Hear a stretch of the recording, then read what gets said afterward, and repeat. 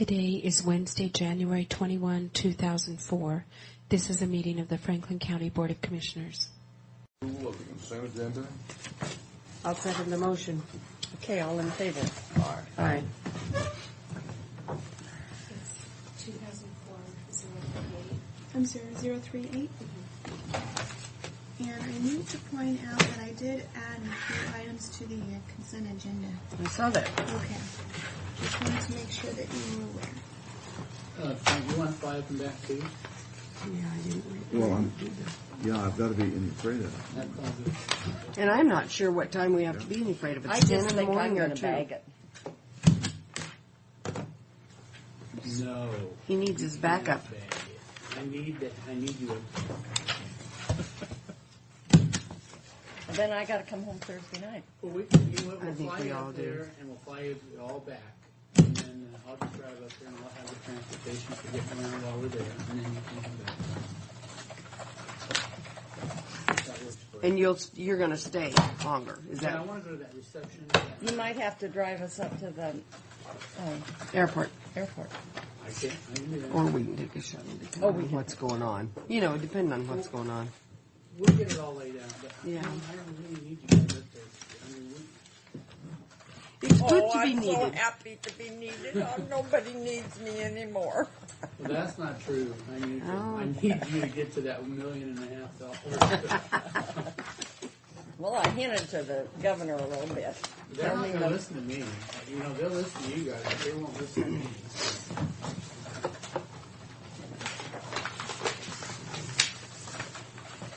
They don't listen to the guy that knows what he's talking about. That's their problem. That's right. Well, while we're signing, can you explain what happened with our computers, for goodness sake?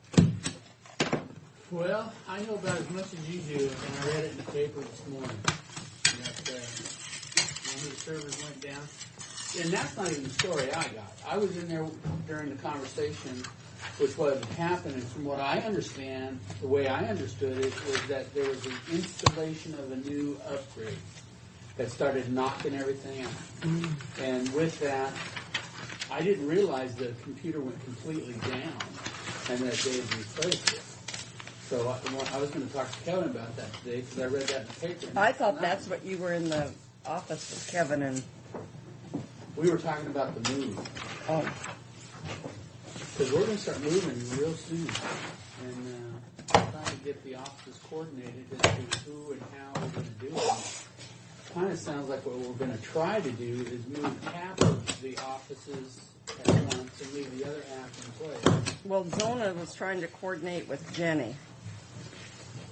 Because she and Jenny have to move at the same time because of the bookkeeping. And she said yesterday she said she couldn't get an answer from Jenny.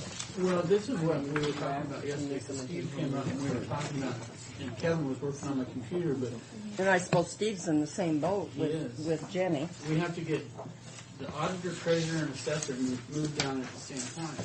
So we were kind of talking if we could move half of the office. These are just for the chairman. You got half of the treasurer, auditor, and assessor moved one week, and they can go down and get set up and get in place, and then you move the second half the next week. That way they're providing services for the first week and then down there the second week. We're thinking that might be the best way to coordinate it, get them set up. And then Zona was talking about her portable furniture that outfit from Spokane that installed it's going to dismantle it and move it and put it back up. At what cost? I don't know. But she said she doesn't trust Beacons to do it. Well, we're not even sure Beacons is going to do Well, it. or whomever. Well, that's what I said. I didn't know that Beacons was going to have it. We've got that request for proposal going out this week. Or actually Sunday, Thursday, Sunday, and Thursday, and then bid opening is scheduled for February 11th, and the meeting will begin the first I know If every chair should be office forced to sit over would here. want their furniture moved separately, though we Well, can yeah, but Frank, that's pieced together. It's a little different than desks and cadenzas. However you want to do it. Well, I don't want to see us get a bunch of Lone Rangers on this thing, though. And we're going to have difficulty down there anyhow. Well, if she wants to move her stuff separately, then I would suggest that I just take, to me, I'll just say it. I think a moving company has all the qualifications of taking equipment apart and putting it all back together, and that's all specced in. But if she wants to do it separately, then I'm going to take her name off of the moving list because the whole bids are going to come in the same, and I just plan on having everybody move. But we need to control the bids. They're not going to have their own bid on this thing. Period. I mean, I wasn't looking at doing anything separately. Well, we better get her over here and talk to her about it. and Zona does enough stuff separately that we find out about it after the fact that I don't want to run into more difficulties where the other people are moving. Yeah. Should we wait on these until? I don't answer here the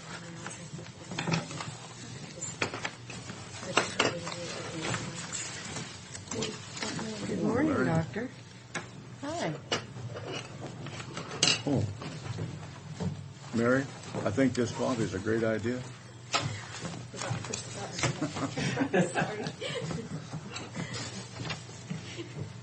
It's empty before you start. Always complaining. Oh, no cups. Fix a copy and don't give him a cup. See what that does for him. I move for the Yeah. approval of payment of vouchers as specified. I'll just I'm ready to tell you the questions I have. Diana's going to call back. There's one to Land's End. It's to FedEx, but it's the delivery to Land's End for $14.76. It doesn't say what it's for. The only Land's End I know is a clothing company. And I What's the Land's End on that thing? That has Yeah, to be the only Land's End I know is a Who clothing is company. who's Sheriff's it? Department. Is it the sheriff's department or the road? Elections. Election? Oh, they So must she's have bought thinking some of maybe those voting shirts, those election The shirts. voting shirts maybe they got? But I didn't know they we were need to talk to them. voting shirts. It said Franklin County, I don't know, it was some special voting shirts. How much were they? This is a return. It's just a sending something Doesn't say back. how many at what price. It doesn't say shirts. It just It doesn't- it doesn't say Yeah. anything about what it is. A charge, a delivery charge to FedEx to the Land's End. Yeah, We'll just why don't pull we it talk out to then. somebody about it? And Just pull the Land's End out of the vouchers and we'll ask about it. Okay. And the other one is just, they've already paid it evidently, but the jail, their yearly membership dues to Costco is $90. And so I called and asked, because I know mine are $45, and she said they have more than 2 cards, so they pay extra for another card. Why don't you just pull it out and we'll ask about it? Ask about both of them. Who would you like to ask? Because I've already asked them. that's- Somebody has to be able to answer that. well, they answered it. That's their answer. They have 2 The jail cards. answered that way, but it wasn't Rick I talked to. Diana will be calling back. You know, I think we did have this discussion with them. The inconvenience of something and something, but I don't remember what the resolution to the whole situation was. Okay, I stand on my motion as amended. What's his motion as amended? Oh, take out the two okay, I'll second the motion. All in favor? Aye. Aye. I took these two out. I'm kind of thankful for that kind of stuff because we wouldn't get to see anybody from down there. We didn't have. Well, they should be coming in for a month late. Well, you're the chair. You make them do it, Chairman. The last chairman wasn't much shut up. good at it. I'm sorry. I interrupted you. Okay, Neva and Sue, I just have a quick question for you, something I know you need to think about quickly. Susan Snowden called and said that their APTA legislative conference in Washington, D.C. is going to be March 6th through 10th. Yes. The which? The APTA, APTA. Oh, APTA. legislative conference is in D.C. March 6th through 10th. And she needs to know quite quickly if you guys will be going. Yes. Quite quickly, I could have the rest of the day, couldn't I? You probably could. This isn't worth for me. I will give you an answer. Okay. And then Neva, I set the stamp for the next one.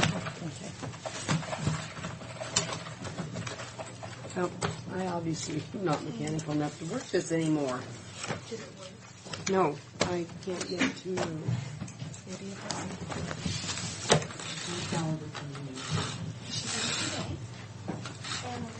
We have a meeting tomorrow. Works for everybody else. It was hard the last time. You're just so anxious. I know. How think is that? I know. I'm,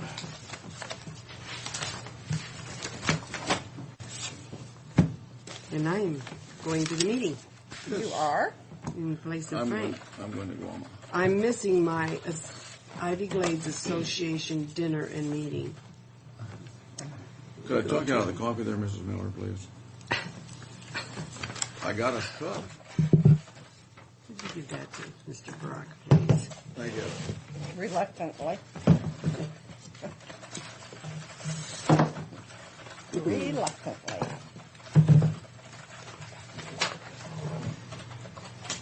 I'm keep away from Fred over here. Okay, I think we're Yeah. right on time, Doctor.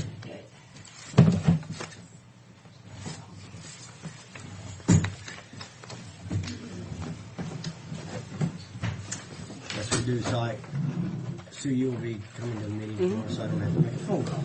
Yeah. Good. Good. Look forward to that. Is there anything, well, we're going to have election of officers. Yeah, it's the usual type January meeting plus Uh-huh. a few other things. One of the things that will be on there is adding an FTE, and that's the WIC program. The state has increased our WIC load by 850 individuals, which is good for the community because we weren't serving the full gamut that we could. So the state knows that. So whenever they get extra money, they're usually pretty good to us. So 850, we will need a clerical, but this is way less than with the money coming in. So it'll just help the overall program make it cheaper to operate. So it's a good thing for us, a good thing for the community. Plus, it'll bring in a lot more vouchers to the community. 850 is a significant number of vouchers for, yeah. for the grocery stores. Yeah. You know, they talk about grumble about the welfare program, but it does support the community. It sure does. I mean, they don't think of the ramifications if Yeah. they didn't have those grocery vouchers that. Yeah. Plus, you wouldn't have near as healthy kids either. No. So, well, See that? the 850. Additional. We have 5,000 on the program now. We have a big So program. it's 850. But- 850 That'll be, how are those calculated though? infants and children. But I mean, is it, they're spread over the yearly or? Yeah, as long as they, to be through the pregnancy and the children is Up left to- on for so many months, and that's it. We can add on to the months that we're seeing them, and we can go down the list of priorities and pick up some people that we haven't been seeing. So we always see the high priority ones. They're always on it. But then there's a list with the federal agriculture department puts out that you can serve, and we're not serving the full. Yeah. Are we getting these from the agricultural department? The money comes from money WIC. comes WIC from money ag. is ag money. Yeah, I was gonna say. It's well, funny, our money comes from different areas. You don't think about that, but the WIC program is agriculture money. Yeah. Yeah, and- People who complain about how much money is Okay. Goes on to the ag, don't realize how agriculture. much goes to food Things stamps. like And that. lunch Yeah. programs Yeah, I don't and think they things do sometimes. They don't have any idea. It No. goes to the farmer out here that's got that big combine, Yeah, I know. Really. Yeah. So you might remind them. No, what it's a about good money. the question on my mind, and I've been asked, is the Dakota situation. Do you? Yes, I will just brief you on that. It's a good lesson in how I guess rumor and hysteria plays in. You know probably about as much as we do, and not they refused to cooperate with us, and so we didn't go in and investigate or anything. But we How can searched. they refuse? Well, they really can't. I mean, I could have taken a court order, and I would have if there was a health threat. But it's kind of without a health threat. This was all rumor, and we don't know why they did it, really. There was no infectious disease that we were concerned about in the community, because if these people had been seen, we checked with all the emergency rooms, and they saw nothing that was reportable, nothing that, would be spread Do you know what the disease significant. was? We know it was some kind of diarrhea, which I'm not worried about, because that's it's not spread as near as easily as I said, upper well, with respiratory. scrubbing and down even the walls and. you wouldn't need to do that. All you do need to do is wash your hands, and that's all you need to do. So I don't know. But it led to such hysteria. We got, I don't know how many phone calls we got, and it took a lot of our people's time to try to squelch the rumors and everything else, and talk with the people. We even got calls from California. You People still didn't haven't even want to come squelched in. them because they're I know. asking They're me. still. No, we really can't. If I thought it was a threat to public health, we Yeah. could take a court order and go in there. How did that information get out to the press? It was all blown out of proportion, as the press normally does. But Because the individuals were so concerned, they got them scared. They said that this bad infectious disease is. but they never called in the health department. No. We got it from the same people you did. They started calling in, concerned. And then they called the. They were asking me, well, what kind of disease it would require all of that, and It would be And a bad one. It'd be a reportable disease, and that's what I mean. We didn't have any, so that's what. and I said wasn't too I don't concerned. have any idea. I said, But Call, this- you should call the health department. Oh, that's fine. no, I didn't. No, that's fine. We should, and that's fine. And that's the only reason. If there would have been the next step, then we would have. And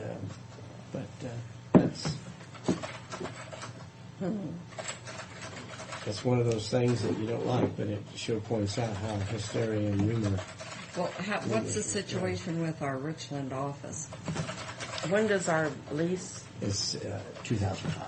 Oh, fine. We'll discuss that tomorrow night too, because we're going to have a committee. Building committee will be active this year. Yeah, well, I see I'm on the building committee Yeah. instead of the budget committee. Oh, I thought Frank was on it, but he's I not. am. I'm on the building committee. Yeah, I saw your name on the building committee. I'm on the building, not the budget. Well, maybe it's a typo, but I looked at this and it says, Initially, I was on the Well, building. that's just It does have Neva Corcoran's name and Frank Brock's Yeah. on it. Okay. Well, we can straighten that out tomorrow. it doesn't matter. Larry Haler's on 2 committees. Okay. So anyway, we'll have to. That's the one committee chair. The budget committee will have to. Remember, Carl Strode was Yes, was the chair. the chair for many, many years. So 10 years, I think. He's now a civilian. Yeah. I'm gonna miss. Yeah, I think every committee So he's that was the on other is thing I this was too. going to talk about was Dakota. It's frustrating, but one of those things that I didn't think deserved going to Superior Court judge and all that stuff on. So, because those things take time too, and it'll have been all over by then, so you're not doing any purpose. So, anyway, it was kind of frustrating, but it wasn't handled very well. There's obviously. The other things we've initiated a new on-call 24/7. Before, they just used my cell phone, and I've always had it on, but that's not good enough for the state now with all the bioterrorism. So now we have a 24/7. We share between Sandy, Bruce, myself, and Harvey. We take 1 week at a time. I still have my cell phone on all the time because emergency rooms are still going to call me. The docs are going to call me anytime, so that's fine. But we do have an official. And then what's new about it really is that we'll have policies and procedures down, but on our answering service, people will know how to get hold of that number. It's an answering service out of Spokane. It's a local number they call, and then they can get a hold of us and take it. And we even have a backup. So that's new. The other thing, the Healthcare Alliance is going to be more active in access this year. We finally got a chair, Dr. Lori Zimmerman over here at Lourdes. And we're looking into a federal grant to help accessing the community. So we are going to start generating that. Hopefully that'll be a successful committee. Because Alliance has done some really good things. Oh, yeah. It's a really interesting committee. But next Monday we have a meeting, and you'll hear about that. It looks like the Access Committee is coming on. Pretty strong. Let's see. Is there anything else? 24/7. I think. Oh, isolation and quarantine. We have the procedures there in Chris Merton's office now, and he's approved them. So we're going to get together with him probably next week, and the plan is now that we will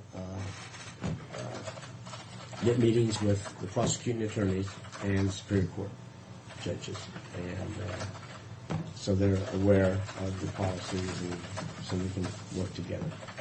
Because, this is a new requirement for them, and I don't know how up to date they are, so it'll be a lesson for all of us to see how we can make this thing work if we ever had to do it with SARS, or something like SARS.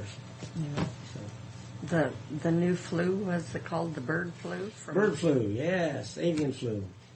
And that's what happens. That's how most of our flus originate, are from birds or pigs, and at first it's just passed on between birds, but then it'll be passed on to man. Now, what you worry about is when it goes the next step, man to man spread.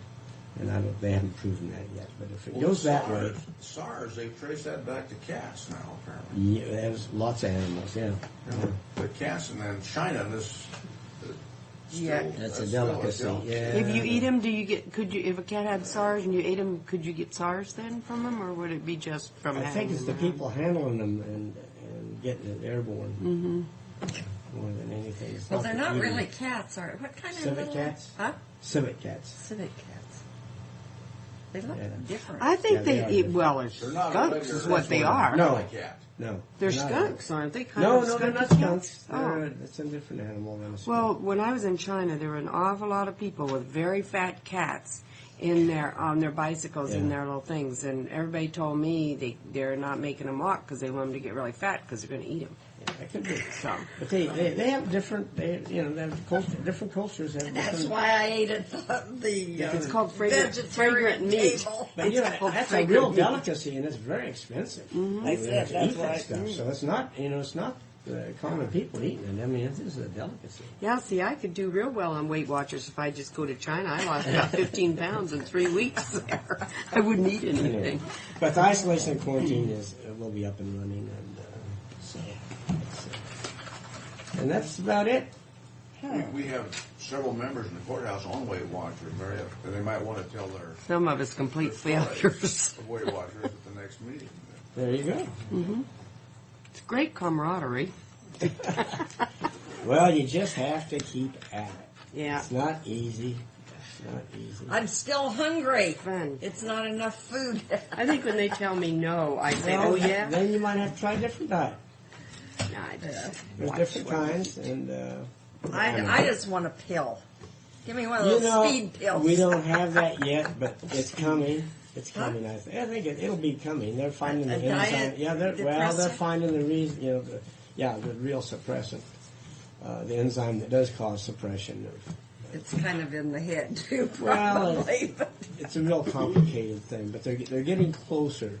Then they don't know how they can change that enzyme though. That's the thing. To get a pill that's safe enough, that will change. doesn't the damage enzyme. something They else. used the Fedra, though. Wasn't it the Fedra, the one that Yeah. caused the heart strain? no. Yeah, it Yeah, was. Fedra. So what's it? Yeah, that's all it is it increases your heart rate. Yeah. It's a stimulant. It's a stimulant. Well, caffeine will too. Yeah. You drink enough caffeine and all these caffeine drinks, it's the same. Yeah. Well, That's why your older folks drink decaf. oh, That's right. That wouldn't have qualified. None of us here qualify. for Yeah, that. right. Well, I do. One of these days we because I will. drink decaf. So. Anyway, any other questions? no. I don't have any. Okay, that's essentially what's going on. You'll find out more tomorrow night. The meeting. Thank you. Okay, thank you. Thanks for coming in. You bet. Is Harvey going to be there? Does he come into those? Thanks, Doctor.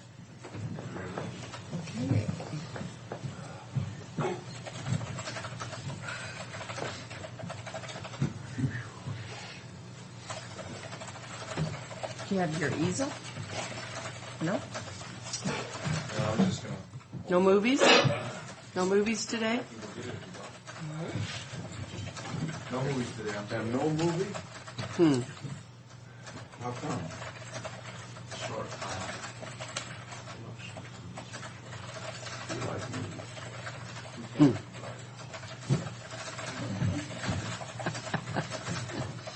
I honked when I went by your new house the other day. Did you hear me? Yeah, no, you woke us up. 2 in the afternoon? Oh, okay.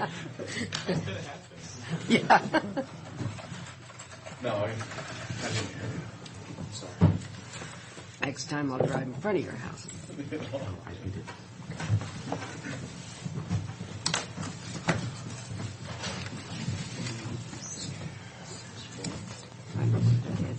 Thank you.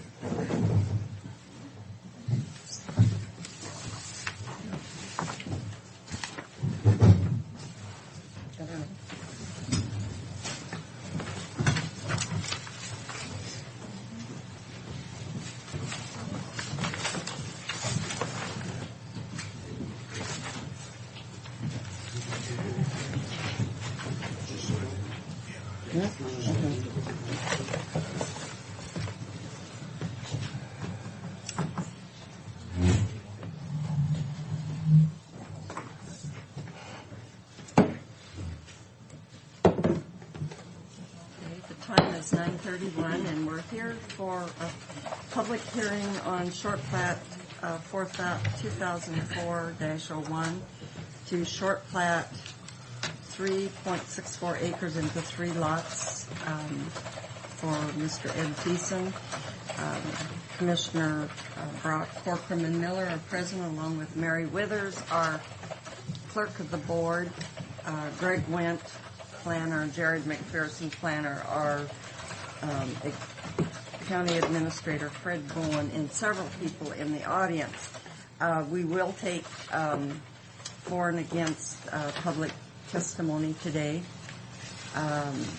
before the commissioners have questions. So with that, Greg, are you going to start? Short plat 2004-01. Mr. Thiessen's applied to short plat 3.64 acres into 3 lots. Lot 1's about 1.60 acres, Lot 2's 1.02, and Lot 3's 1.02 acres in size. The property is zoned RS40. It's located in West Pasco, north of Court Street, west of Road 64, east of 68, and on the south side of Wernette, near site address 2204, Road 64. As the application's been submitted, it is in compliance with our county subdivision ordinance.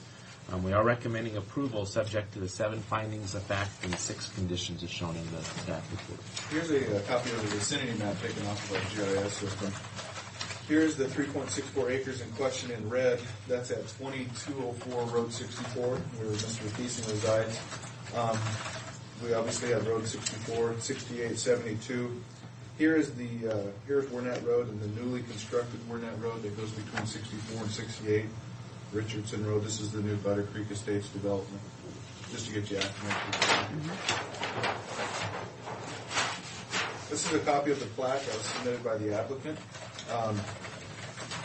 Mr. Thiessen's home is located on what is proposed lot number 1, which is 1.60 acres.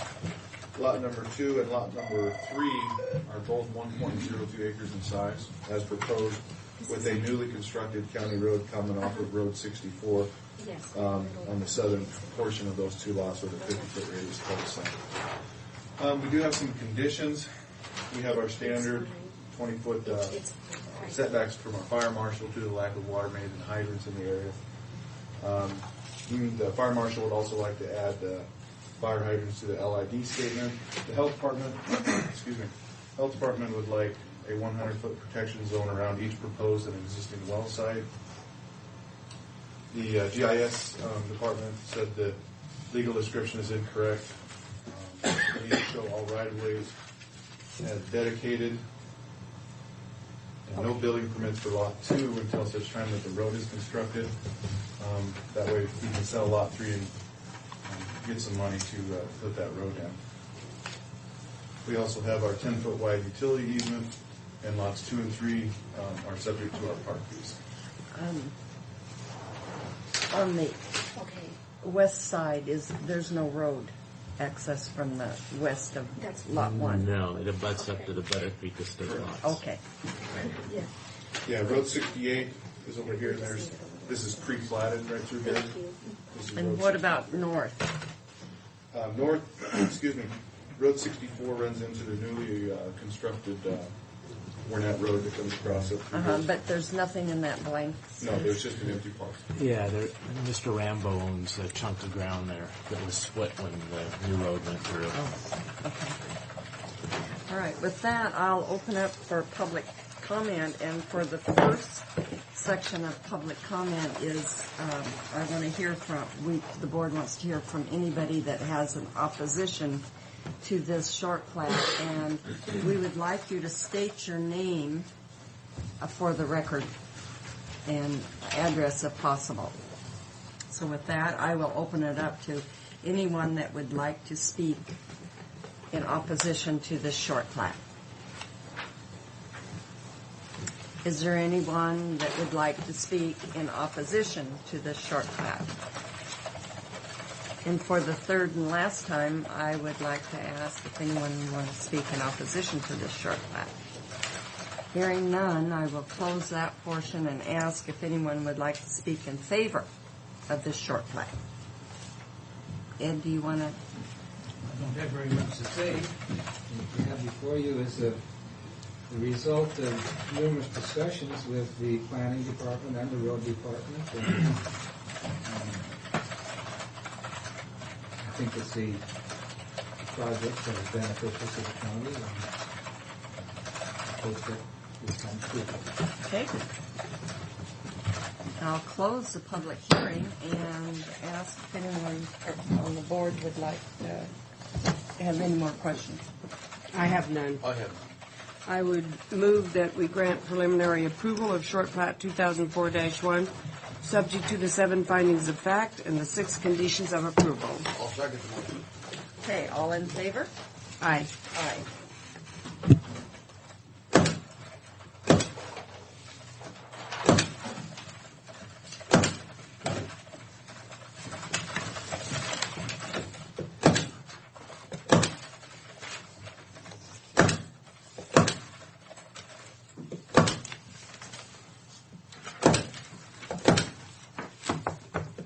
I stand on my original statement.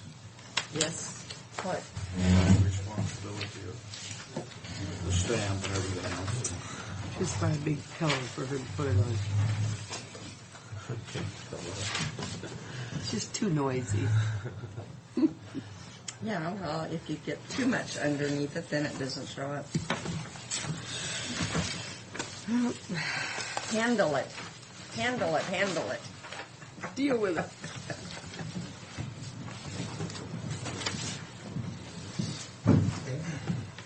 No whining.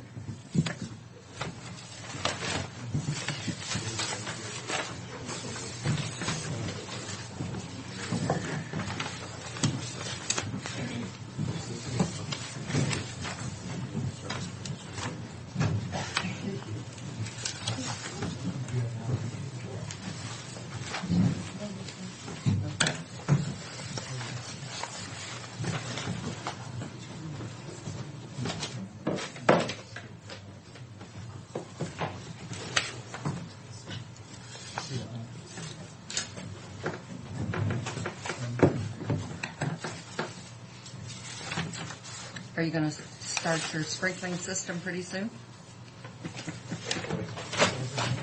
Depending on how much money my wife spends on furnishing her house. But she insists on doing it right now. How are you making out with her? None. At this point. That's how to become friendly with your friends and neighbors. And she's going to request 91 each.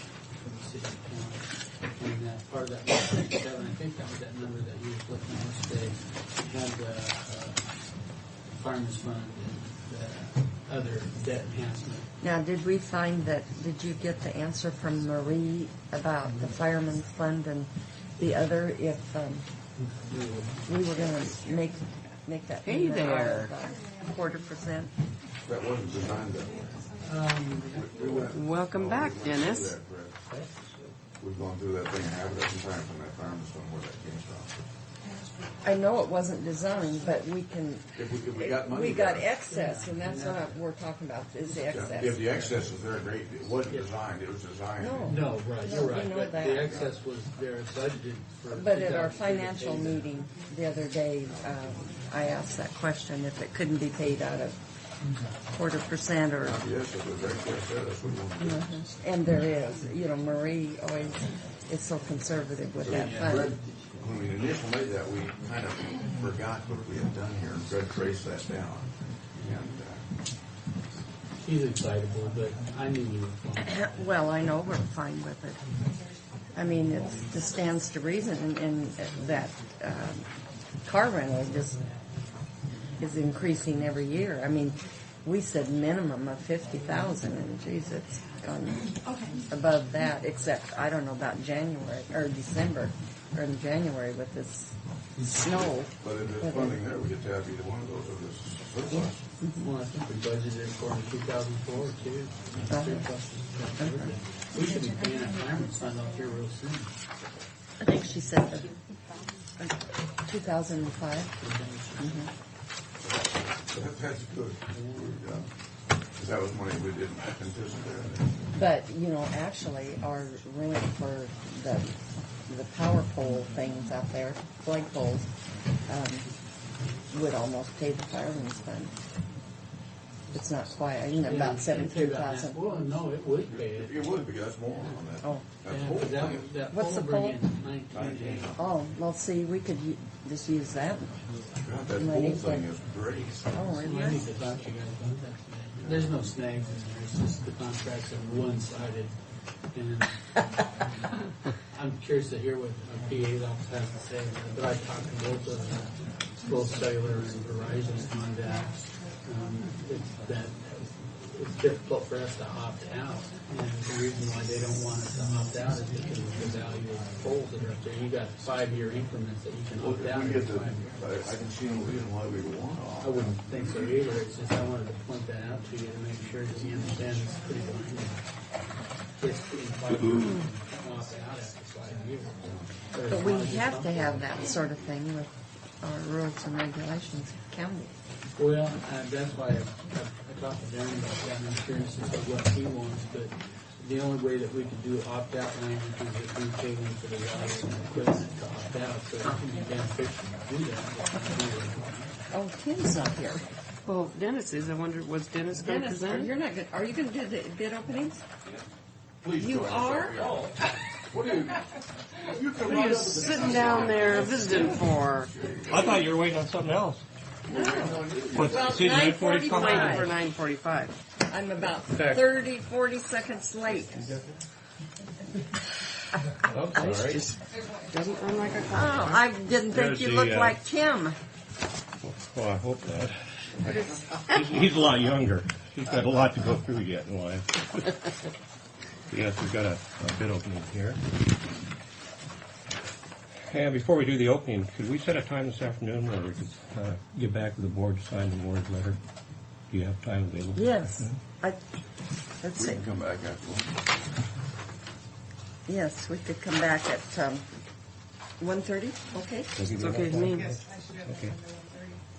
Okay. Okay. Is that bid openings the first thing on our agenda? You have them both on here. Okay, we're here for bid opening on CRP 572 Crestlock Bridge and CRP 573 Fur Bridge. All three commissioners are present, along with Mary Withers, Fred Vaughn, our administrator, Dennis Houston from our controller, and who is for the road department, and he's standing in for Tim. Yes. And I'm sorry. Pam Reynolds. Pam Reynolds, jeez. And with that,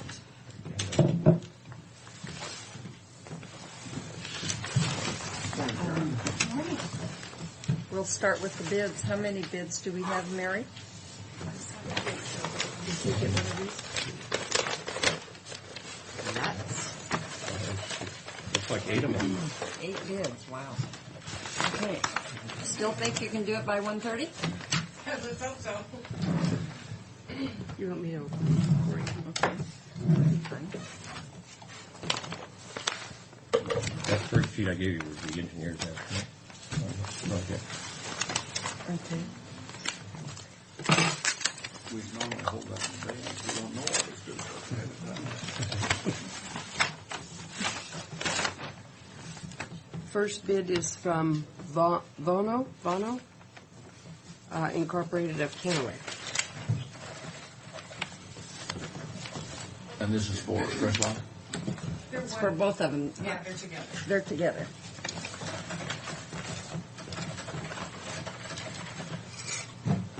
Are you going to read the bids? Oh, I have to read. That's what we need from you. Okay. Yeah, just the bottom line. Okay. Maybe Pam, you can help. Yeah, you Your can set assistant that. here. This price. $485,007.90. 485. And $70. No, It's $7. I'm sorry, $7.90. okay. The next one is from Apollo of Kennewick. And there's that.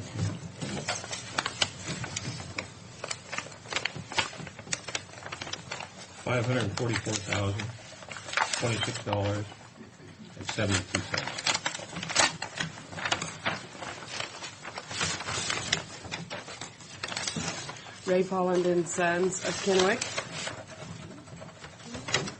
Ray Polland and Sons.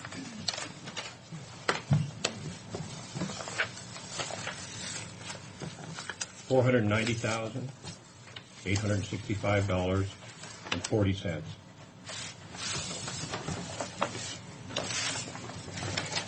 Scarsella Brothers Incorporated of Seattle. What was the name, sir? Scarsella. Scarsella? SCA. Scarsella. CARSELLA.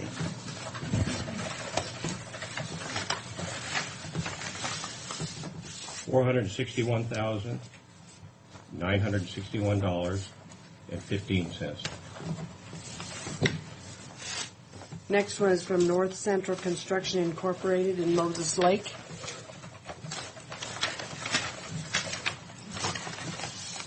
$468,415.65.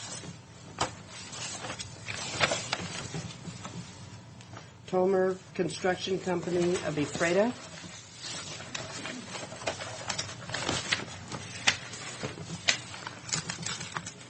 $445,198.63.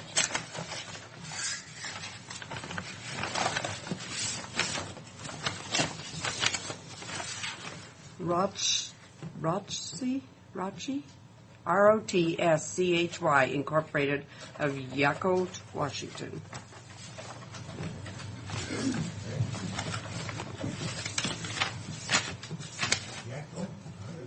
Y-A-C-O-L-T, Washington.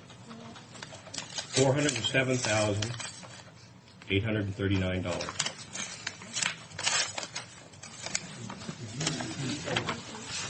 $407,839 even. Let's see. I just spell it. Yacolt, Washington. Y-A-C-O-L-T. Mm-hmm. That's a place. I would hope so. I've heard of it. Mars. Where's it close to? Oh, it's a 9/8 zip code, so it's over on the other side, isn't it? Westway Construction Company of Airway Heights, Washington.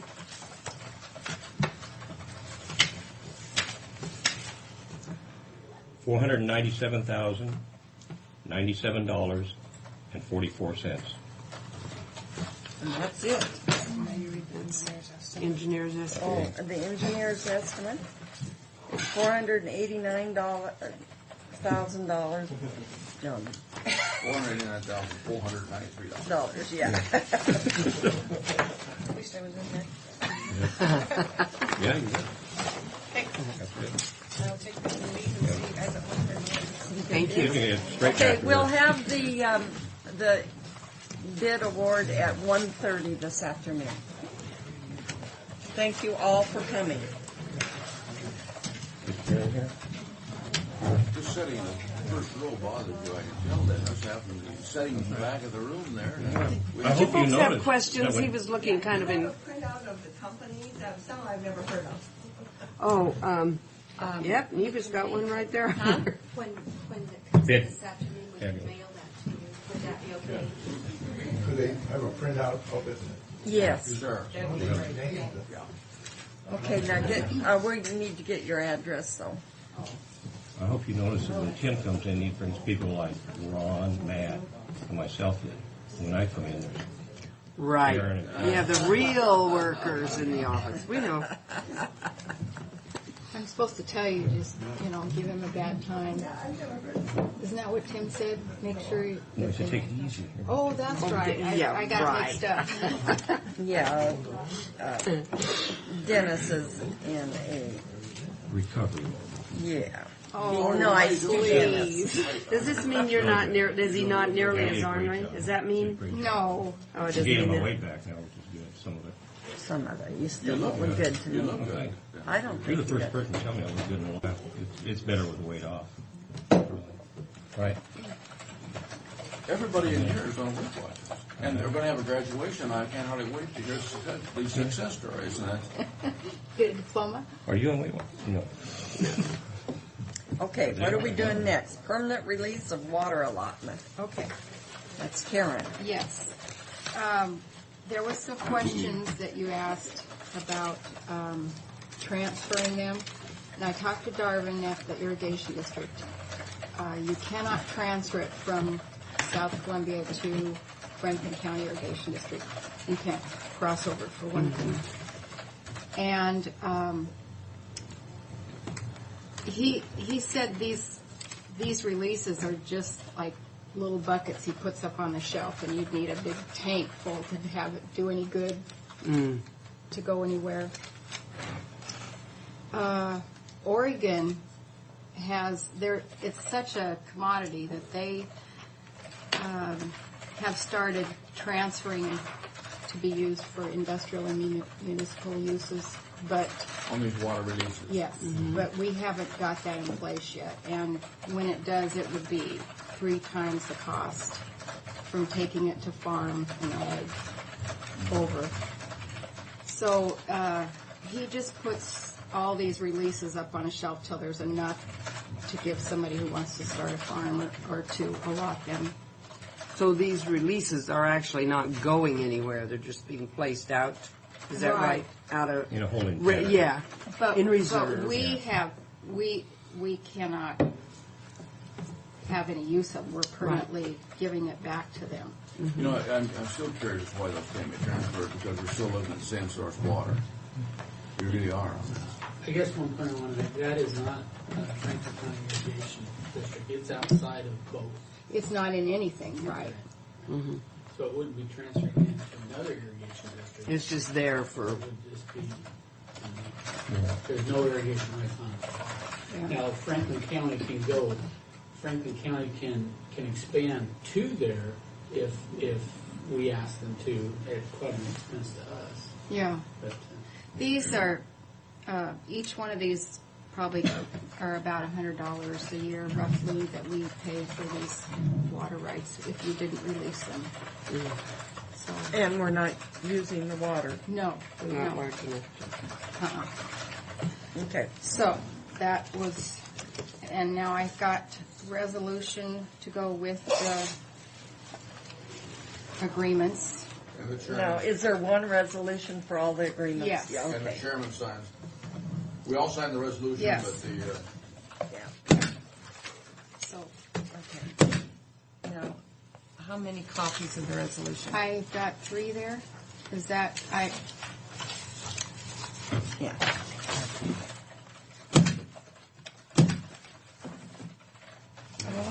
Okay. and Just a minute. those are, Even gets wild with that, you know. Well, she's pounding on that thing, wasn't she? those are for each for a separate project, but the resolution covers all of them. As stated, yeah. Yes. It's,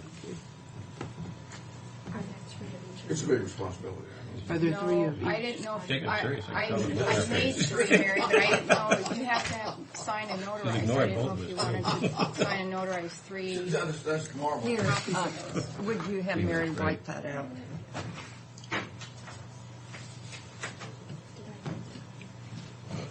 Right there. Oh, no, that's not it. I'll take it. It's under, there's something under there, but that's not, yeah, that's it. Thank you. Did you want 3 copies of the agreements? That's what we normally do. Okay. It just- Do you want me to get Rebecca up here to notarize right now? Just- I didn't have them separated like those, but that's all. Okay, and this is just, okay. This is a resolution. I move approval of resolution 2004-45, which is an agreement of the Board of Franklin County Commissioners for permanent release of water allotments. There are a number of them, and they are all as stated. Did you second the motion? I was just sitting here enjoying it. I will second it now. All in favor? Aye.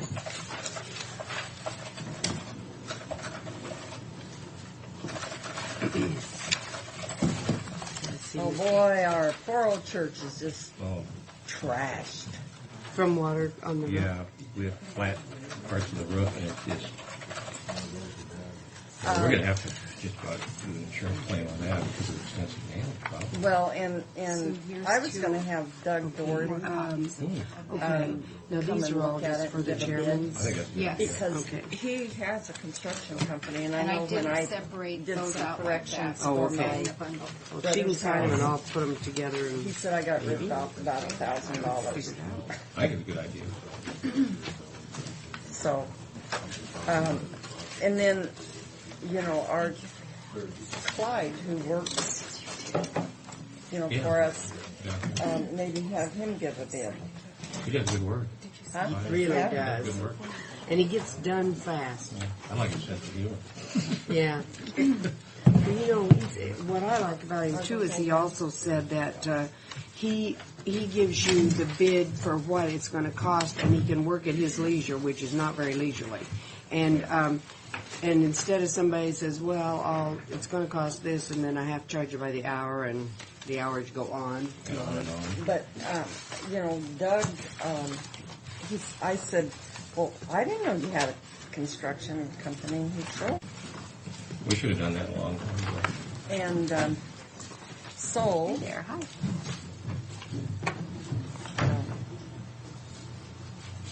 I asked the president if I could do that. He's got pretty good control over that. Oh, Like I he- said, we should have done that a long time ago. Well, he's angry that we hadn't done it. So we're Who going to can pay the build- piper now. Who Yep. can build houses?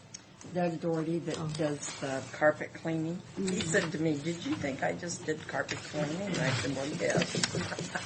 Well, there's some internal damage in that. Then you want this one too.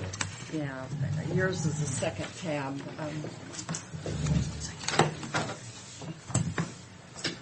Now what? Those I didn't separate. They're just another 2 more copies of. See, she only had one copy of these. Oh, okay. You missed the first one. Okay, thank you.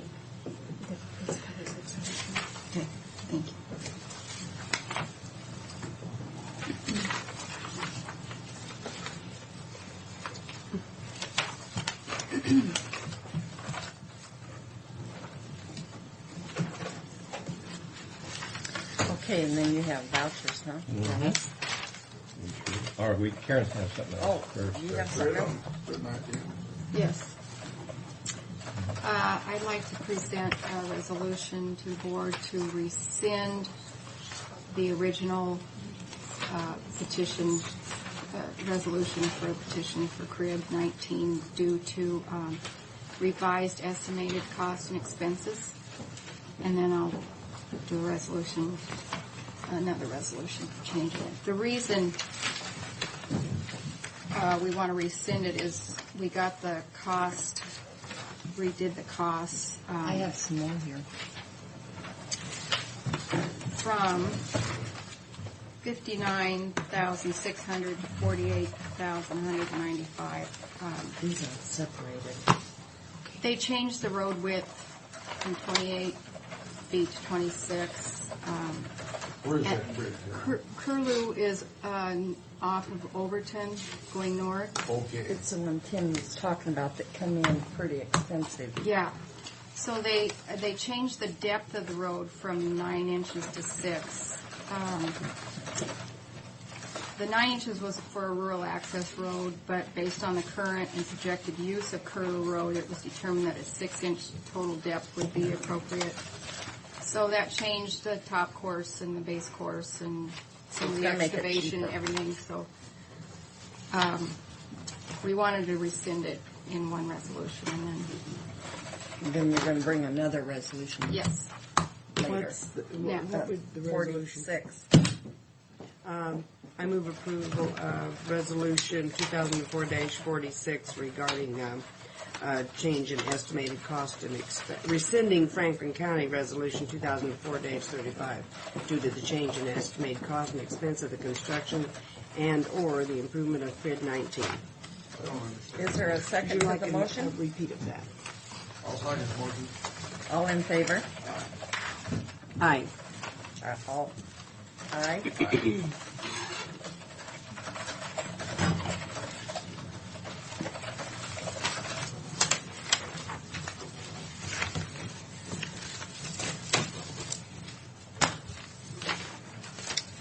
Somewhere I slipped Your what? my agenda under something, so. I was going to say. Oh, here it is. Oh, okay. Let me reach back. Thank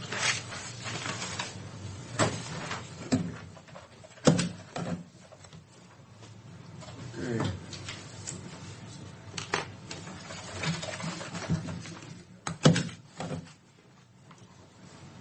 She slams that down pretty hard, doesn't she? I see. They even notice. She has vengeance towards the world, and that's how she gets it out of her system.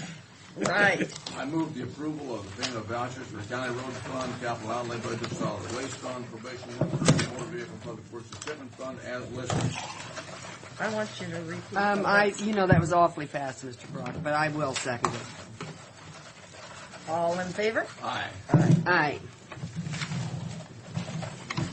Good grief. And then Karen had another resolution here. yes. I kind of jumped. Karen. This is a resolution to accept the CRID, Curlew Road CRID with the new estimated cost. To set up the public hearing, right? Yes. To set up the public hearing. Oh, okay. I move approval of the resolution for of the Board of Commissioners in the matter of intention of the 240 County Road Improvement District, CRID number 19 for Curlew Road, the date being at 9:45 a.m. on the 25th of February, 2004 at the Commissioner's Office in the Franklin County Courthouse. Is there a second? There is a second. All in favor? Aye. Aye.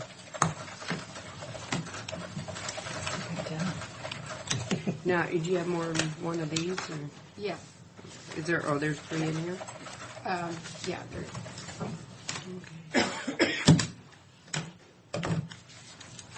It's just each paper clip. So. Pretend I didn't do Let's go over. No, that's the backup one. that's the monthly report. There's 3 copies, is there? Oh, I didn't know I stuck that in there. Older. Here's your. Is there? Here's the progress report.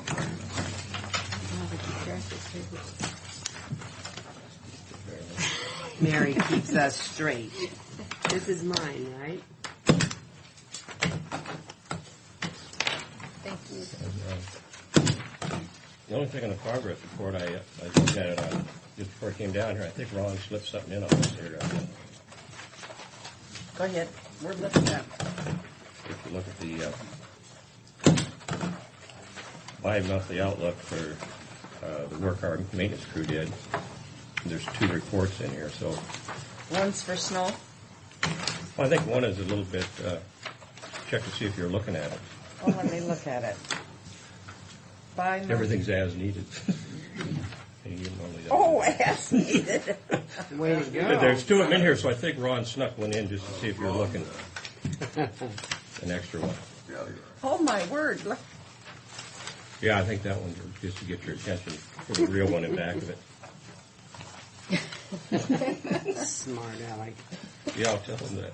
Hey, I see that you got accolades in the on the front page of the Connell Graphic Yeah, for the that was good nice. work. God, that's nice. really nice. We actually received a lot of phone calls this time. That's what Tim, I think, Yeah, had a lot. said too. People thanking. A lot more than I thought we would. How can you receive all the good ones when I get the bad ones? Well, we got the bad ones too. Just after you did, I think they went downhill. We only have 2 resolutions on this. Is that enough, Mary? You see that number 47? Uh-huh. I've already got one. Oh, do you? Did I give you that number? 47? I got No. a 46 and a 45. I thought I signed 3 of these. You handed them to you? We'll make it work. Two will work. Make sure. Oh, there it is. Sue Miller. No, I was keeping it for my memoirs. We're gonna mix it with all your stuff. There's no way we could possibly. Hush.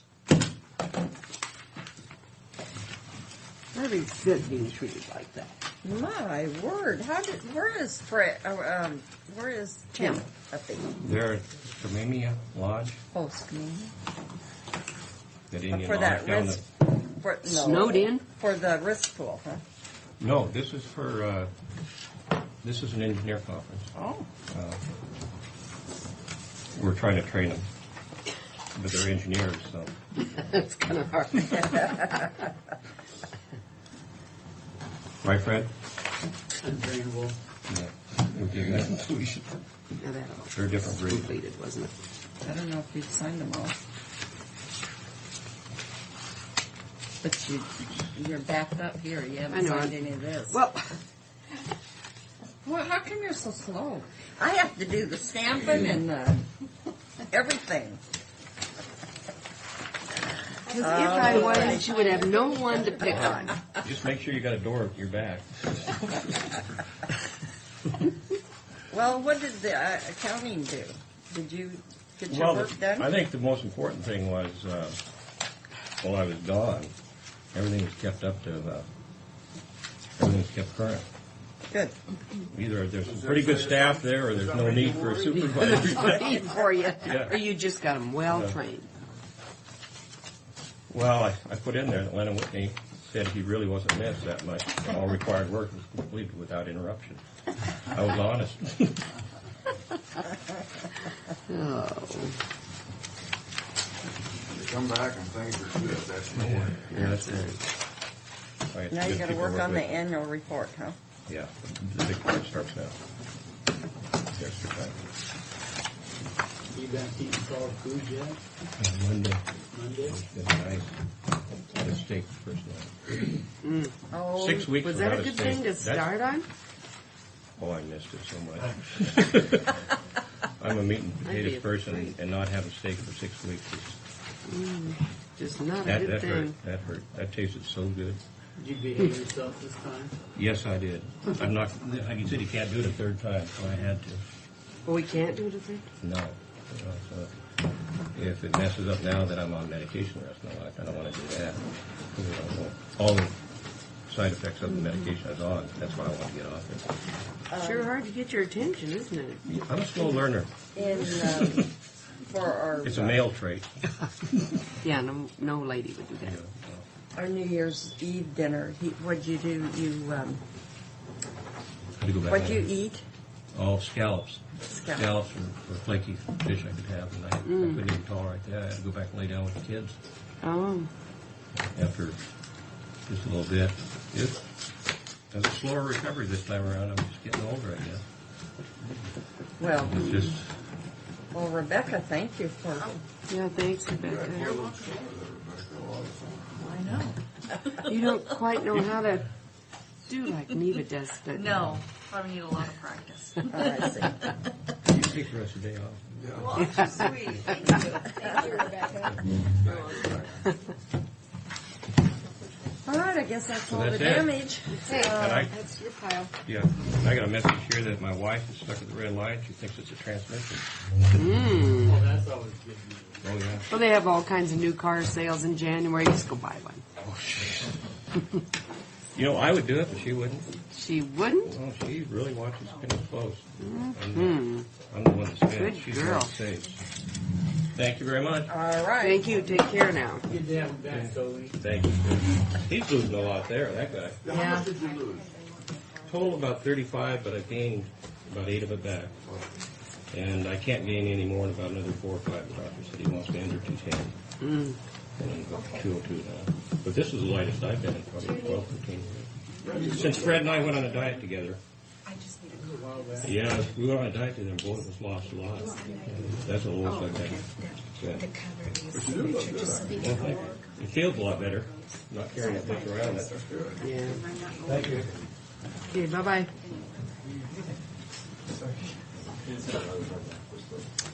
Well, sorry we're late.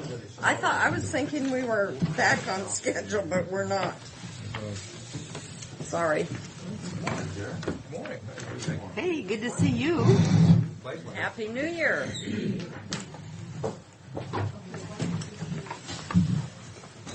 You got to see a better finest in your Jeff. Starting road districts? I love that. How's the drive? It was fine. Yeah, there's little bits of snow showers out there in pockets, but it was fun. The radio announcer here this morning announced that Edward Markham in North Pasco. In North Pasco, I've been going to call that kid and tell him that Edward Markham was about 14 miles out of the city in Franklin County. We had snow shower. Okay. Well, but Well, they may have annexed it yet. consider it north, though. Well, it is north, but not North Pasco. It was Franklin County. Oh, you're lucky. They haven't got there yet. Tomorrow. Well, this is true. Okay. Today we've got some conference call scheduled, but before that, I just want a quick update on events and things going on at track. Sportsman show this past weekend, we had 8,500 people through. That's a pretty good turnout, isn't It was 10% more than last year. it? Everybody I talked to out there was real pleased. I wanted to go. They should be, because it was a good crowd, and just, I think people were spending money and interest, spending time, and I think that was a good show. The Titans that same Friday and Saturday night had 350 total, and we had an Agri-Alliance meeting on Monday morning. It was a lunch also. That set up over the weekend.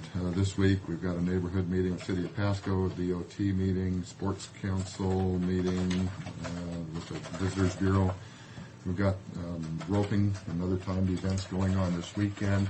Because of the parking situation, we're going to put the trailers in the front of the building, since that's the only thing going on, and then come in behind it with a sleeper, rather than spend all the time moving the snow over there in the grass and having people trample through all that. We'll just use what we've got in the situation.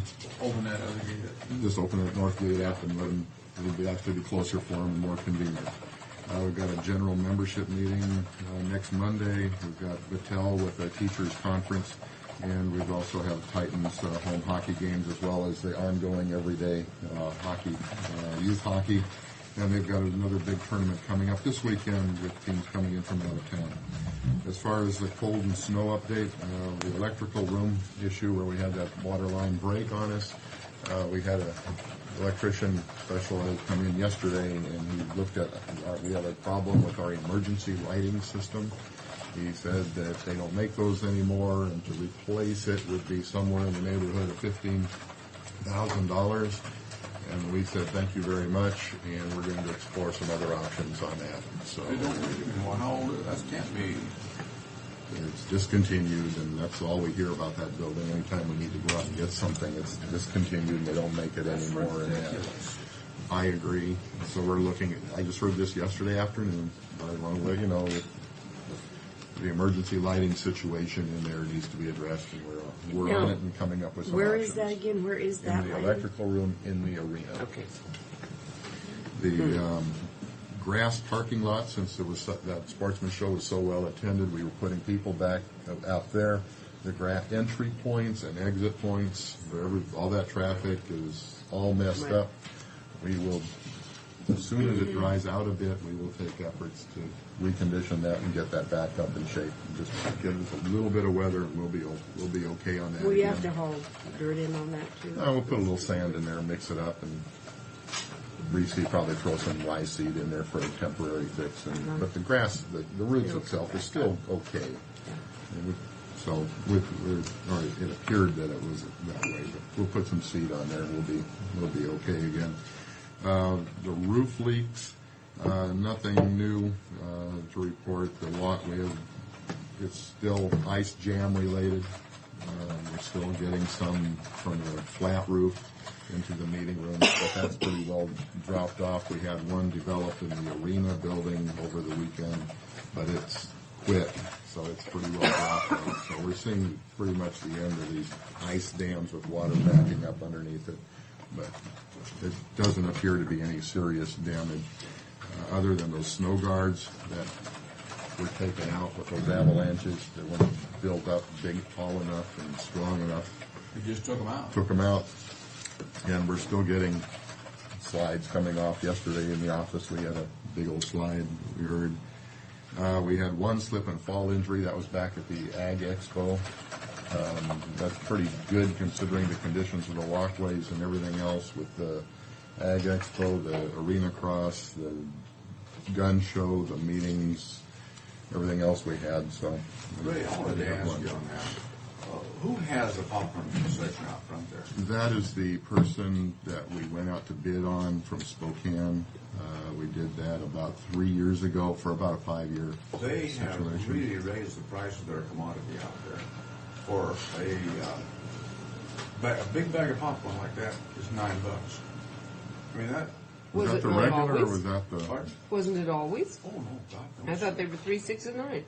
No, they were never that big. He's introduced some flavored. But yes, he introduced. But was it the regular? Is it the same the price? regular, just the size. The flavor didn't seem to. You know, I didn't notice it, but I do know that he did real well. But I'll check on that to see if there was a. $9. That's substantial. Yeah. But he sold a lot. He sold a lot of it. It's still. You figure a deal of popcorn that long for $9. He's only making about $8.95. That's right. That's right.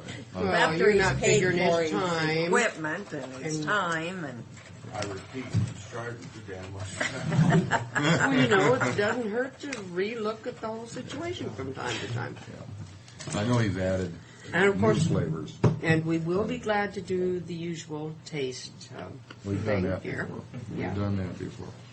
Okay, yesterday afternoon, AmeriSuites. New target date is April 26th. That sounds more reasonable. We had expected, and we built budgets and had expectation that it would be ready end of January, then it was into February, and It was December 1st when it first started out. They were talking. Is a lot of his problem still labor waiting to get approvals? inspections and weather.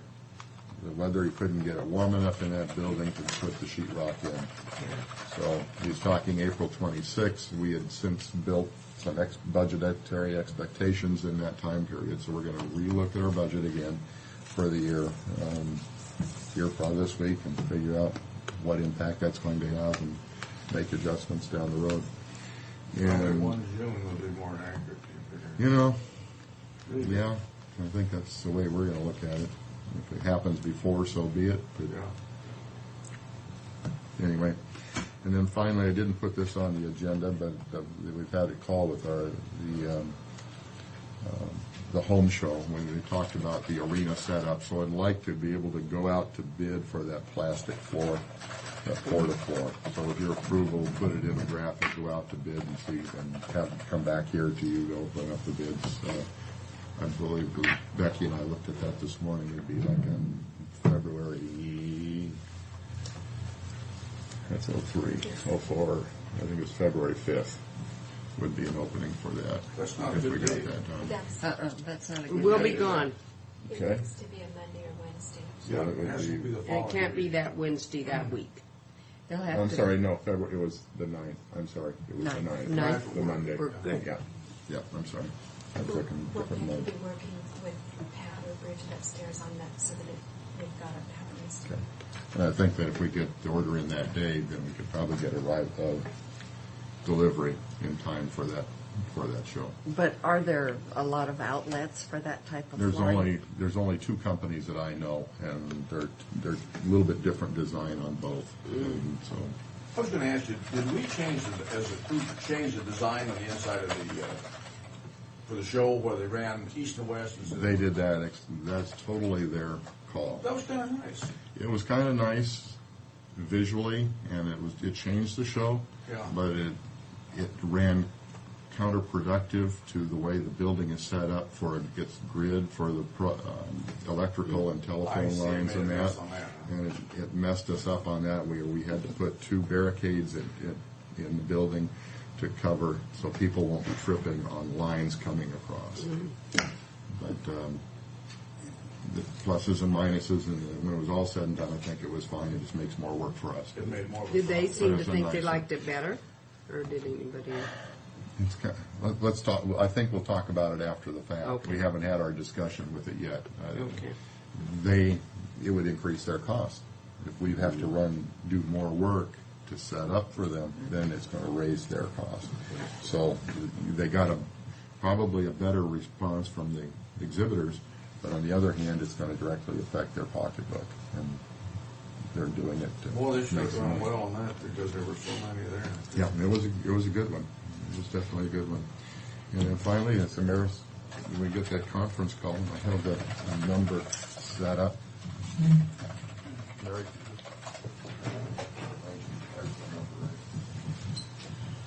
What Ray Ward, who was with Dakota Enterprises, is available to talk a little bit about his 2 studies that he's done. One built on the other one, Have you got a conference and call?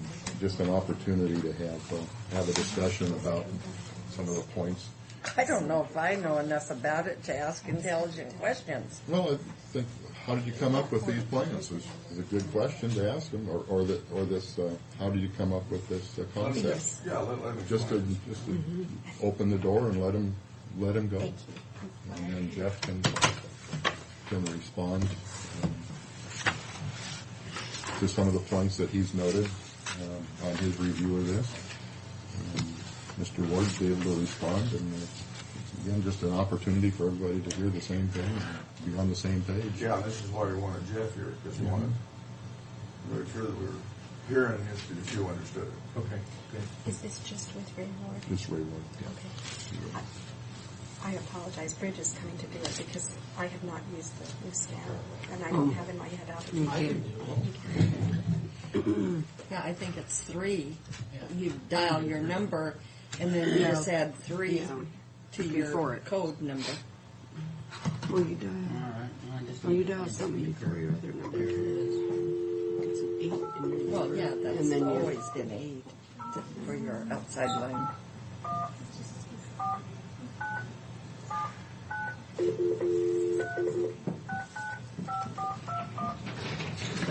It's all yours, Ray. I'll take it.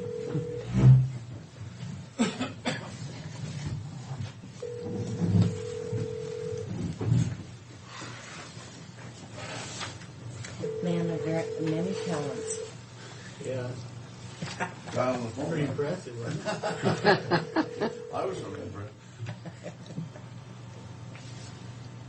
They didn't give up on us. It's taken me ever since we changed. I forget every time, you know. Now what's going to happen? Did he leave us? Wouldn't that be terrible? With you coming all the way down here? But we can still talk about. I've got another number to write down.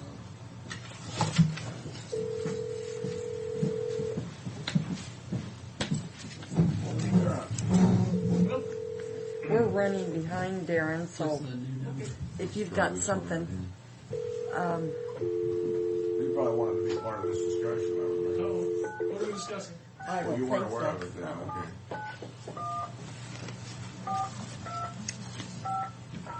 It's in regard to AmeriSuites and And Dakota's report. Okay.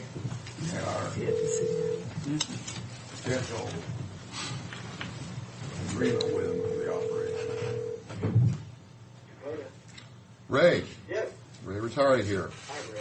We're in the Franklin County Commissioner's office, and we have all the assembled here with the Franklin County Commissioners, Commissioner Miller, Commissioner Corcoran, and Commissioner Brock. Mary Withers, the clerk. Jeff Nave, our bond counsel from Spokane. And Fred Bowen, who is our county administrator, who you've met. And Darren Campbell just walked in the room. He's our county prosecuting attorney who came in for a meeting after ours, but is available here too. And that encompasses everybody here. Again, the purpose of the call is just to give everybody an opportunity to discuss your reports and see how they fit in down the road and the TRAC's operation. And I guess we could really just start off by opening the door and asking you what is the concept behind your recommendations and how do we reach that point? Okay, well, good morning to everybody. Good morning. I'm pleased that you selected me to provide this evaluation. You may recall in 1996, I was asked to perform an operational review about 10 months after TRAC opened, and there were some startup issues.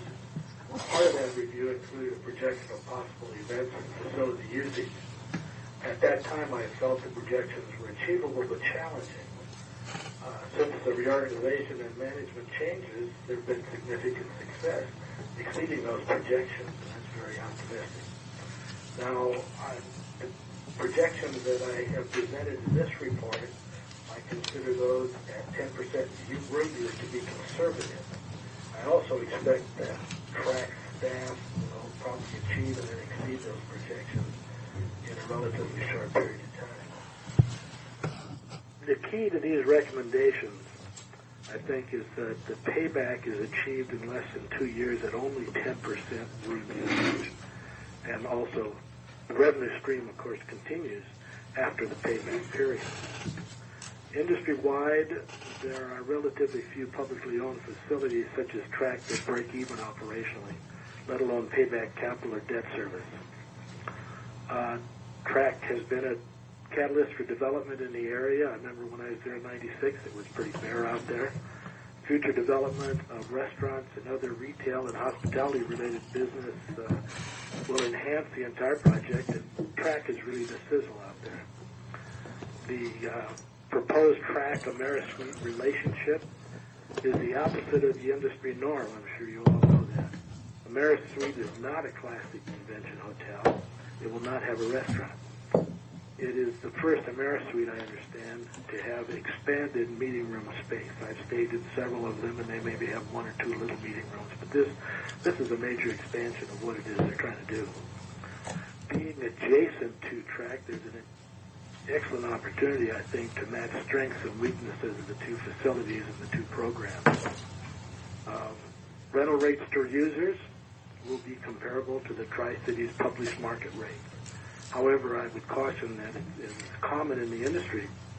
The TRAC manager must be able to negotiate the contracts with users.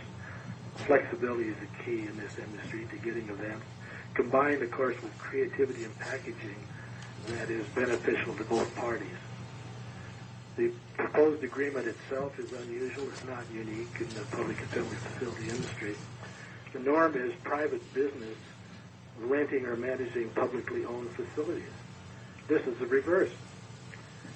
It's a great opportunity, though, for TRAC to improve and increase its event schedule while creating new revenue streams. An agreement with America Suites creates an essential critical mass for TRAC, I think, especially in view of the increased competition in the area and how important that'll be.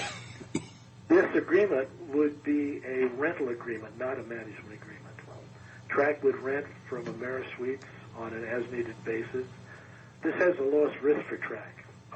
Under a guaranteed rent, annually or otherwise, there's an exposure for both parties in any agreement. One party will want a higher guarantee, the owner of the property. The renter will want a lower guarantee. The major problem with that may well be that common efforts for mutual benefits can be minimized rather than both parties striving for maximum success from increased usage. Finally, I would reiterate that success can be achieved in this FF&E expenditures at only 10% of room usage.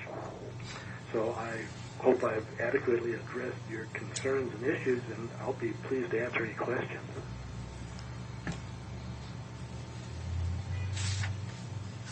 I'm not hearing any here, Ray. That's dynamite. Yeah. No, the point I think that we were working on was the fact that it is a rental situation as we need it to minimize the risk, but there are some issues that bond counsel has raised regarding IRS rulings. Jeff, do you want to discuss that a little bit as far as the full-time rental as opposed to the as needed? Sure.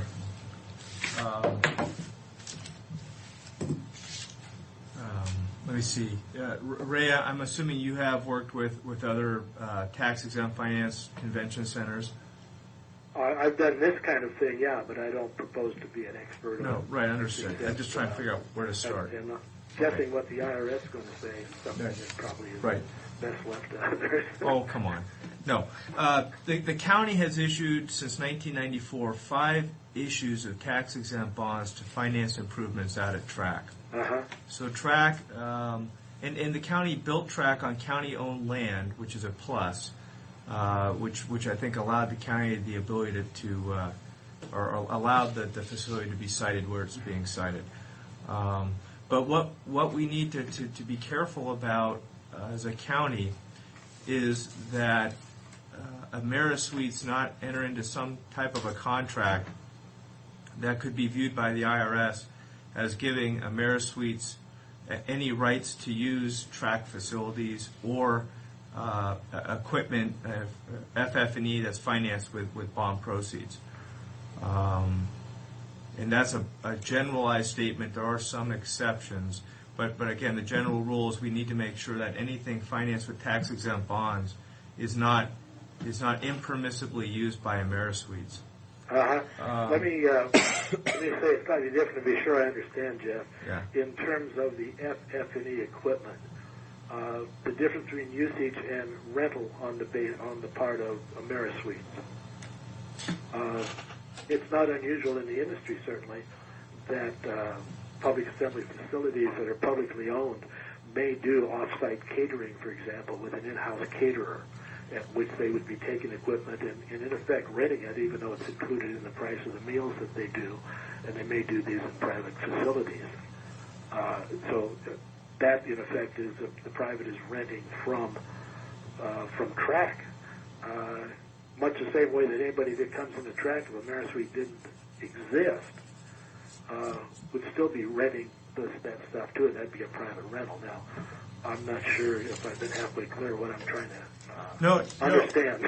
No, you've enunciated one of the exceptions. One of the exceptions to you've enunciated maybe 2 exceptions to the general rule. One exception is if you have if the equipment is publicly available. In other words, if If someone wants to rent out the equipment for a wedding, and they can come to the county and they can come to Ray and say, Ray, I want to rent all this equipment, and the county provides it to them, then that means that the equipment's available to the general public. And if it is, and the county charges at a fixed fee schedule, so much per table, so much per chafing tray, etc., that is fine. That type of use is okay. But the only way that would be available would be at our facility, though. So. Unless what Ray has described maybe elsewhere is that folks can rent county equipment and take it off-site to wherever they're having a wedding, for instance. Oh, Jeff, I might not have been really clear, is that the equipment was really incidental to the catering. They would hire the caterer, if it's the in-house caterer at a building like Track, to provide the services and the catering off-site. Which gets to the second rule. Yeah, okay. Okay. The second rule says that if you have bond financed equipment and you enter into a special a negotiated contract, that the entity using the contract can use the equipment up to 50 days under that contract, and you still are okay under tax law. And what I would expect would be happening there is someone goes and they enter into an agreement with Track that says, we will Track, you come out and cater for my one day for my wedding, and that's within 50 days, and regardless of who's using the kitchen or the chafing trays, etc., that's pursuant to a contract that's under 50 days. So that hits on a second rule. Is that cumulative, you're saying, 50 days? Per a single user? Per contract, not cumulative. It's just every time you enter into a new contract, it has to be for 50 days, a maximum of 50, I'd say 50 calendar days, because I know you guys have use days that are less than a calendar day. So it'd be for 50 calendar days, and they'd have to come back in and renegotiate it, whatever the then current market rate would be. Your 50 days would start on each deal. Yeah. Yeah. So in other words, if the YMCA wants to come rent the ice rink to have some type of hockey thing, they can do that. They could rent your ice for 50 straight days under a specially negotiated contract and be fine. But if they wanted it for 51, they'd have to start another They'd contract. have to do another contract, right. And you just roll the contract over on the 50th day and you'd renegotiate or have it extend. So we could do that with the AmeriSuites. You could do it with AmeriSuites. You could do something like that with AmeriSuites. AmeriSuites, I think, presents is a little bit unique because they aren't moving. The YMCA could go across the river. They could find other ice. They could build their own. AmeriSuites can't move that readily, and that hopefully not at all. Hopefully never. And so therefore, I think you end up with facts and circumstances where if you did have a 50-day contract, the IRS may say, yeah, but where were they really going to go after the end of the 50 days? Which isn't the end of the analysis. There's about 3 or 4 different ways of taking what Ray has suggested in his report and making it work. The devil will be in the details. Isn't it akin also to a sole supplier, though? You may have a track or the county may have sole suppliers of certain products that where else are they going to go, or where is the supplier going to go?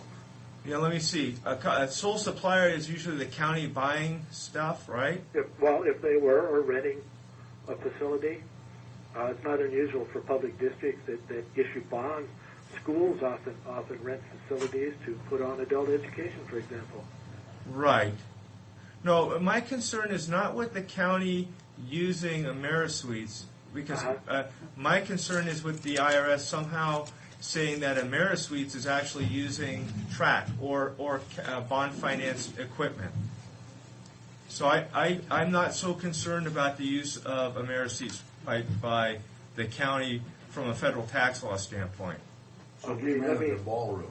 We rented the ballroom and used our equipment. You see no problem? No problem with that whatsoever. In general terms, I see no problem with that. I'm sorry, I didn't hear the first part of the question. The question was, if the county rents a ballroom and rolls its equipment in there for the use, do I have a problem? And the answer is no. How is that different from renting the meeting rooms from AmeriSuites and rolling the equipment in? That's the same thing. Well, there is no, and now we're starting to get deeper into the analysis. Yeah. There is no difference there, and I have, I think if the county were to lease out the AmeriSuites buildings as leased facility, and then moved its equipment, bond finance equipment in there, no problem whatsoever. I think that would withstand scrutiny. And here's the devil in the details. The report suggests that, if I'm reading it right, that the rental for the facilities at AmeriSuites will be 50% of the net revenue that TRAC derives from users of the lease, together with 10% of the gross food and beverage. So close. Or some. Okay. Well, all right. Well, some. A revenue. There will be a revenue. There's suggested that there be a revenue sharing arrangement. There would be a rent based on one half of what TRAC would collect, and the reason that it indicates the less taxes and if there's sales tax, you take that off, obviously. Right, but is that if people don't always use catering when they come in, if they do in fact use catering, then they get a credit against the rent. Right. And so I'm saying that it should be on the net rent. And so if you went in and rented it for $100 was the going rate for a room, and you didn't have any catering, then it'd be $100, and one half of that would be the rent that would be owed to AmeriSuites. Right. No, I'm not getting. I am not hung up on the formula. I mean, I'm just trying to buy. I don't know. Maybe is there any? If I confused anything in this way, if it were reversed, if AmeriSuites was talking about managing TRAC, AmeriSuites could not base its reward for management on the net revenue. That is a federal tax law. That's the one that is always the bugaboo whenever any of these are structured.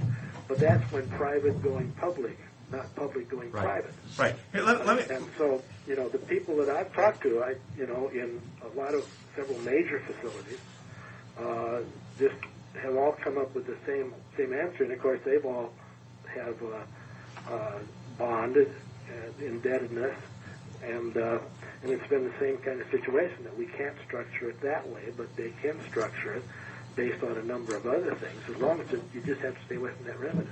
Right. Let me finish, and then I'll tell you when I'm done with the analysis. The concern, regardless of the formula, is if there is a sharing, if the rent is not a fixed rent, but the rent is based on some type of sharing where AmeriSuites gets some portion, the county gets some portion, I am concerned that the IRS could come in and say, you really don't have rental of the AmeriSuites. What you have is, in effect, a partnership or a joint venture where AmeriSuites still has still has an equity interest in the how those AmeriSuite meeting rooms are being operated by the county. Now, if the IRS wants to take that position, then no longer do we really have the benefit of saying that this is a county facility. Now we have something that's somewhat county and AmeriSuites.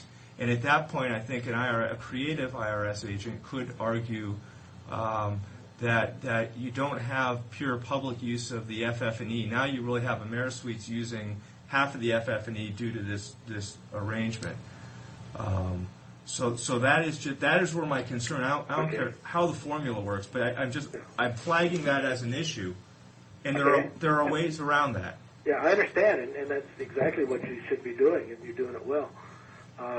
How do you avoid that? There's two ways of avoiding it. One way is that if I see from the report that the bond proceeds that we're looking at spending for this FF&E would be $166,250. The county finance, or the size of the bond issue that the county, the bonds that the county issued to finance the FF&E was $1,435,000. The county can use up to 10% of the bond proceeds for what they call bad use, private use, without having their bonds become taxable. So theoretically, we want to take a harder look if we go this way.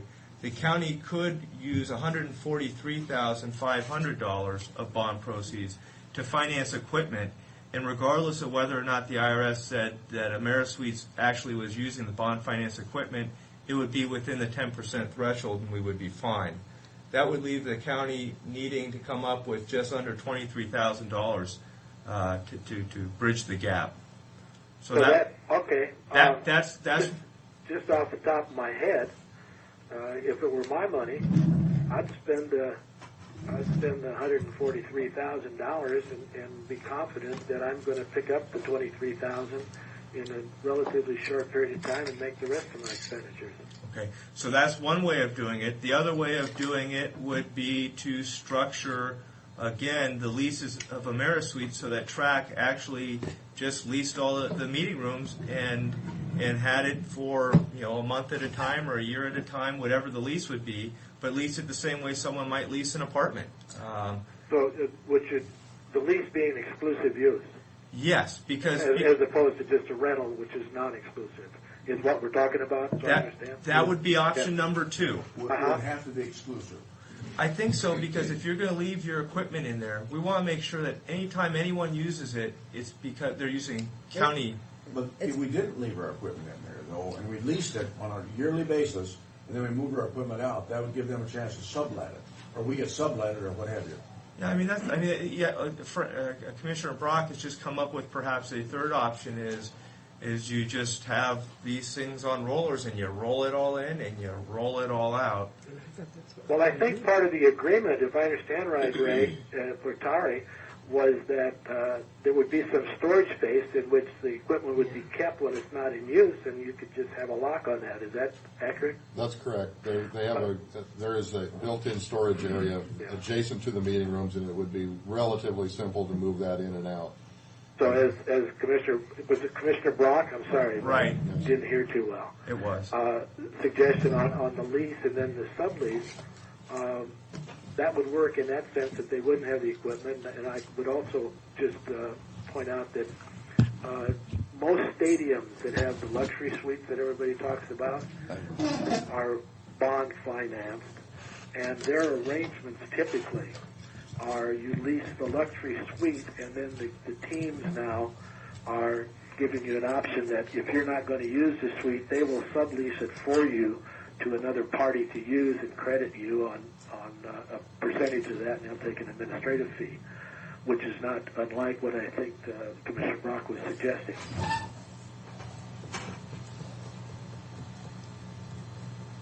Right. And again, I think perhaps what Commissioner Brock was getting at is if we were to use the lease full-time option, you would sublease. The second idea was just roll it in, roll it out, which I think is fine. We just have to make sure AmeriSuites doesn't have some type of special entitlement to use that equipment when the county isn't. And again, and I think you're dealing with different shades of gray also. If you were to finance $143,000 and keep it under a lock, then you bought yourself 2 arguments against the IRS. If you finance it above the 10% and you keep it under a lock, you lose your 10%, and you're just. Well, I think the question to that issue, and that is Ray, can you phase your FF&E purchase to stay within the 143 on the first go and on phase A, and get phase B out of current earnings? I think that's quite feasible. But Jeff, that would probably be the safe harbor route, wouldn't it? Yeah, I mean, yeah. I think I guess my counsel to the county would be try to have enough defenses to an IRS audit as possible, and I think that would be Right. I think that'd be That'd good. be the best one. Well, if you can do it or finance the $23,000 through an interfund loan, if you need the cash right away and pay it back, as Ray has shown with his projections, within 12 to 22 months, I think that those are just options you can pursue as you get further into the process. Suppose, for instance, Well, actually, wouldn't you be, when we did the payback, that would be on the total borrowing, but is there any reason you couldn't use the first $23,000? That's a good to point. buy the rest of the equipment? Yeah. suppose we spend $143,000 and within our bounds, then within a period of time that goes kaput, and we got to replace it, and now it's double the value. In other words, we have to have $280,000 to be equivalent to what the $140,000 did. Where do we fall in a situation like that? Yeah, you no longer have your bond proceeds to pay for, so you're probably paying it out of current expenses or track revenues. So that's But it no wouldn't, problem. but it Yeah. wouldn't inhibit, anything that we were doing. What you're saying, if the equipment we bought with bond money wears out and we Yes. replace it, then there wouldn't be any restrictions. No. Because we wouldn't be buying it with that same bond money because there wouldn't be none. So that takes away the problem. Yeah. And that would, I'm sure that would happen, because hopefully it'll last for a period of time. here. $43,000. Yeah. Well, it's not unusual in the public assembly facility industry when contracts are let, for example, with food and beverage concession companies, the national companies. More often than not, they're in the 10-year range, and the depreciation is based on that. And the assumption is that at the end of that period, the building gets the equipment, which then they make the next vendor come in and replace as part of the deal. Well, it sounds like we've got a couple options to go, and you can help us with that. Oh, yeah. And I think, but just for what it's worth, I think that Jeff's suggestion on the 10% safe harbor and phasing the purchase, it would be the way to go. that sounds like Will the 10% Yeah. safe harbor do what we need to do as far as equipment? As I recall, we were quite a bit below that. Is that correct? When you combine food and beverage and meeting rooms, you exceeded that by some money. However, I think we would be able to phase some of that in at a later date. I don't think we need to buy everything right at the first. I mean, in an ideal world, yeah, that'd be nice. But If we there's phase some that things we can in, phase. what are you talking about? Because we'd have to phase it in after the time frame this stuff was paid for in order to make that thing work. I think you'd phase it in as you needed it with your customers expecting those services. We were talking about some pretty expensive, like plasma televisions and that sort of thing. We can possibly delay that for a couple of years. Well, can I try And to that price simplify will go this just a down. little bit? As long as we are renting the room, we can use our equipment regardless if we put $2 million into it. Is that right? Yeah. Okay, so we're just renting a space from AmeriSuites, and whatever we put in there, we just put in there. So if we just keep it simple as that, then I think what I'm hearing you say, Jeff, is that if we make this equipment available for AmeriSuites to use, then we're going to run into the problem with the 10% or the bond finance. That's true. So as long as we just set up a lease structure to where we're actually the ones who are renting that, and we pay AmeriSuites X amount of dollars, we're in good shape. That's one of the options, right? And that seems like the cleanest way for me to go. But there's always something that we overlook in this, and if AmeriSuites never uses that, I mean, AmeriSuites has got the facility, and they've got the room. We're not using it 100% of the time, and they're going to want to use that some of the time. But if they rent that from us, then that's no different than any other vendor coming in there renting the equipment when they put on a show. So as long as we're not just free gratis this stuff, we shouldn't have any problem. But if we don't have that for rent to everybody, is that a problem? Oh, it would have to be rented to everybody. It'd have to be wide open. And this is the problem. I mean, we're in a situation we're not going to want that stuff to go off ground out there. Really, we're just not. And But there are rental people. It might be a lot more convenient to rent it from someone else other than us. I agree. But what I'm saying is, as far as this facility, we're not going to want that stuff to be taken off site. No, we would want them to rent. We have, but not the kind of stuff we're going to have here. No, but I mean, it was okay. We have leased out things such as tables and chairs when there are no more left in the community, such as during water follies with the hydroplane races. We have done that. We have rented out the stage when there are no more stages in the community and somebody like a school district needs to put on a commencement. But this will be We've different done kind that. of stuff here. This is different, and Yeah. the plan and my discussions with Mr. Patel have been that if he wanted to use it as AmeriSuites needing that equipment, that he would be expected to pay the same as anybody else coming in and utilizing Trax equipment. Just because that equipment might be in his building does not give him free access to that equipment, and we would therefore charge him just as anybody else. Would it then be better to make an agreement with Ray that he would only rent our equipment if he couldn't find any more in the area? Just the perception by the people that have these businesses is what I'm looking at, is they're saying, hey, it's very convenient for Track to rent to him and him to rent from Track, so he's not coming to help us with our business or be community minded. And I'm wondering if there couldn't be an agreement that he had to look around before he used it. He used it for something AmeriSuites was putting But when we on. speak of the area, we're only talking of the county. We're not talking of the bi-county area. We're just No, we're just of the talking county. about Franklin Our County. taxing district is all we're dealing with here. Is that correct? I think it's the general public. I think if someone from Kennewick came to you, I don't think you can exclude based on what county you were from. Well, that's what I wanted to find out. I think it's just anybody. You have a fee schedule. Our taxing district has nothing to do with it, even though our bonds are paid by this taxing district. Right. Again, my discussion with Mr. Patel is pretty much, if he's going to use it, it's going to be expensive. He understands that, and he's frankly looking at purchasing some small equipment. His approach, based on our discussions at this point, is that we don't want, Track does not want to be involved in small meetings with minimal equipment. It doesn't pay for us to go in and set up a room, tear it down, clean it up, and leave for a table and 4 chairs on a Mary Kay type use, as it comes to mind. However, if somebody comes in, such as Patel or some of these other companies, comes in and wants to have 100 seats or 100 tables or tables and chairs for 100 people, they're going to be doing food and beverage, and they're going to need televisions and audiovisual equipment. That's where we come in. So my discussion with Mr. Patel is along the line of, if they need equipment, then we'll do the rental. If they just need very minimal, he'll just have a few tables and chairs set up, and he'll handle it from there. But it would be cleaner if we didn't rent it all to him.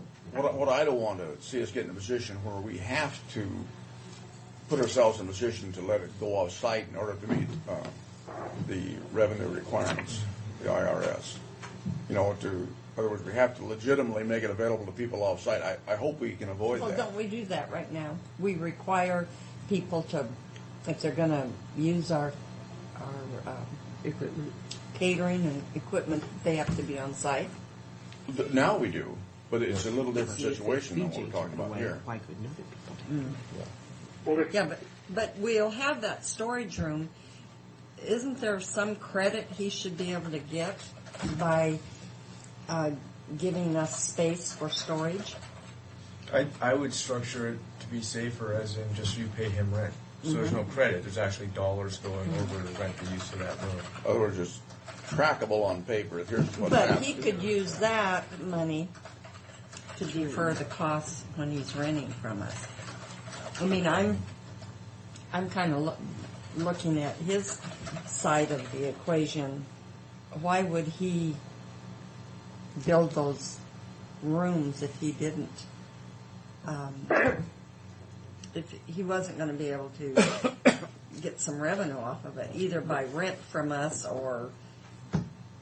But wouldn't it be better? I understand what you're saying, but isn't it always better that you pay me for this, I pay you for that, but it's not let's cross it out on the bill, and we'll just give you a No, it has credit. to. It It's has got to to be so be, you can see it. yeah. Mr. Patel's desire to put those meeting rooms in helps him. It was based on filling his guest rooms. Yes. Yeah.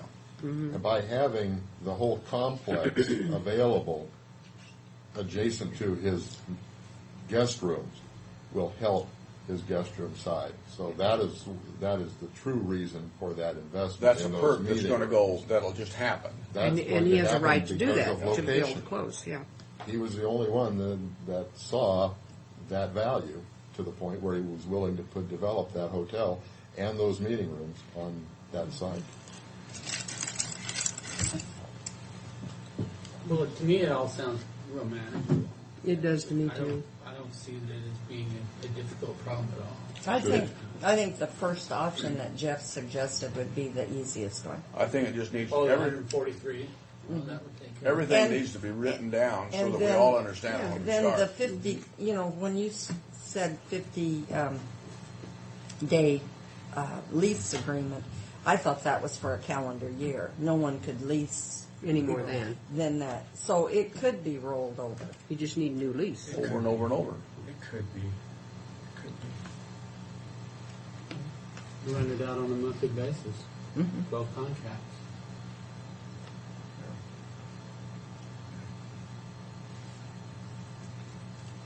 Yeah, there are three. Regarding the FF&E, I think there are three, and it's just a matter of choosing which of the three options or combination works. We don't want to put ourselves in a harm's way any way I possible. mean, I'll tell you the fourth option, which is a non-starter probably, but you could find another source for the $166,000. If it's not bond proceeds, you can't give it to them because that's. In other words, if we bought the equipment, then we could do whatever we I know how we want can do it. Well, through our land sale. Well, money. no, I was thinking that maybe we could switch that connection that we're going to split with the city, because they're going to pay for half of that connection. We use the bond money to pay for the connection and have the city split this portion of this purchase here that we're talking about. That way we're under 143, and we'd have to sit down and look at it, but that's outside money, that's not bond money, that's the city's portion of this purchase, and so we're in good shape. Would that meet the intent of the law? Yeah, I think if you could specifically trace where the dollars went, and then whatever Fred's talking about, that improvement, you just have to then start measuring that to make sure it was over. But it's not tax money, it's just bond money that we're worried about. Bond money It's tax money. Well, it is, but it's But it's under a different Under a different source, yeah. Yeah. right now. If it's tax exempt bond finance, then you have to worry about these. If it's county general fund, or even if you took a taxable loan out from a bank for 22 months to amortize this thing, you'd be fine. These strings aren't attached. You just have the constitutional no gift or lending of credit. But you can, if you get consideration, you get through that one pretty quickly. I think we can do that, just, if you're willing to, just have the city pick up that half, whatever that expense is, that half of that equipment. I thought we were going to do that with the 08 money. Well, That connection. we were going to purchase all of this equipment and everything except for the connection. We were going to do our half of the .08 money. The city was going to distribute their half for that connection. Oh, for the connection. And we're looking about $200,000. So the city would come up with 100, the county would come up with 100.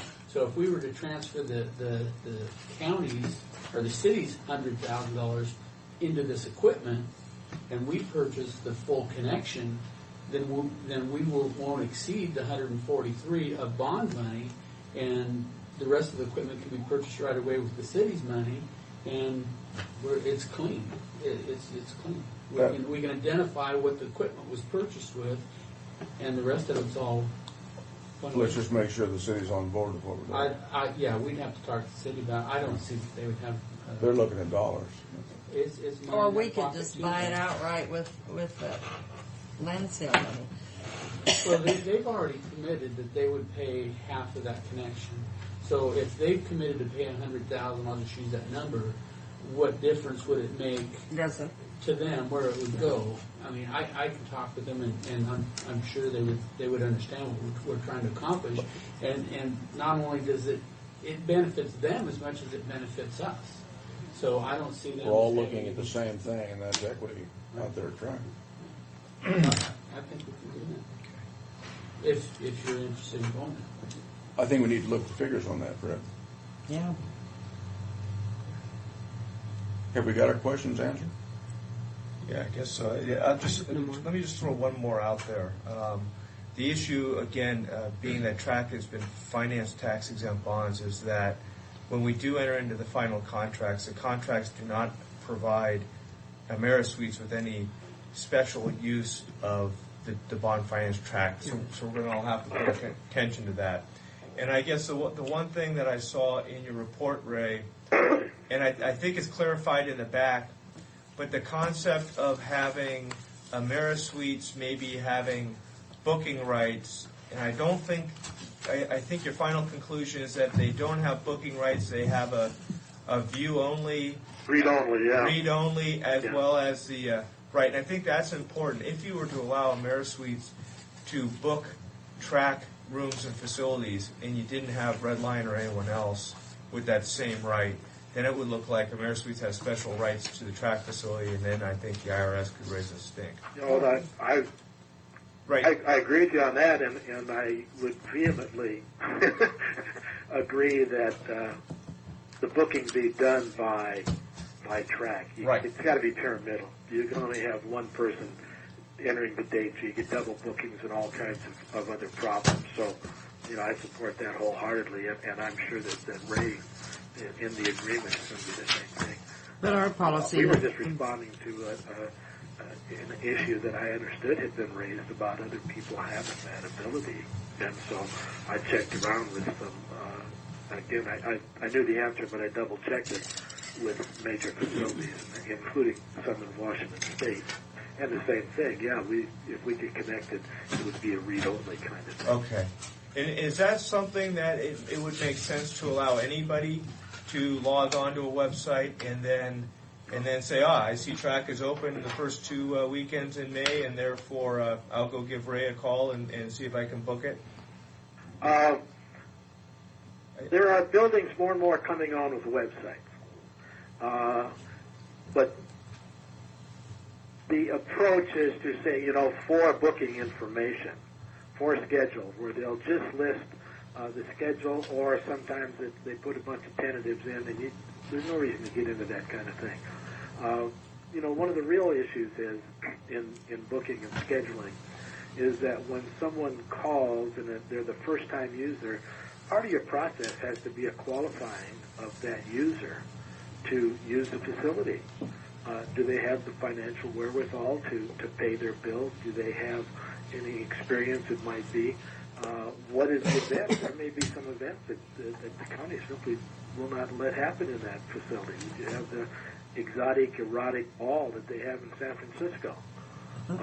There may be some events you just don't want. So I would oppose you. That's why they say call the booking agent, so you can be talking and finding out and getting that information. But making your current schedule available has a value. I want to rent the building for February 7th, and I look on your website and I see it's already booked. It saves me a lot of time and effort of calling for this, that, and the other. I'll look somewhere else. So there are advantages to doing it, but just to read only. Okay. Well, yeah. My concern is limiting it only to 2 entities when you have red lions a mile away. I think it's the IRS could start engaging the county in a facts and circumstances type analysis and say, hey, you didn't really have a contract. They didn't have priority booking rights, but hey, let's get real. They're the only ones who knew and had access to your book.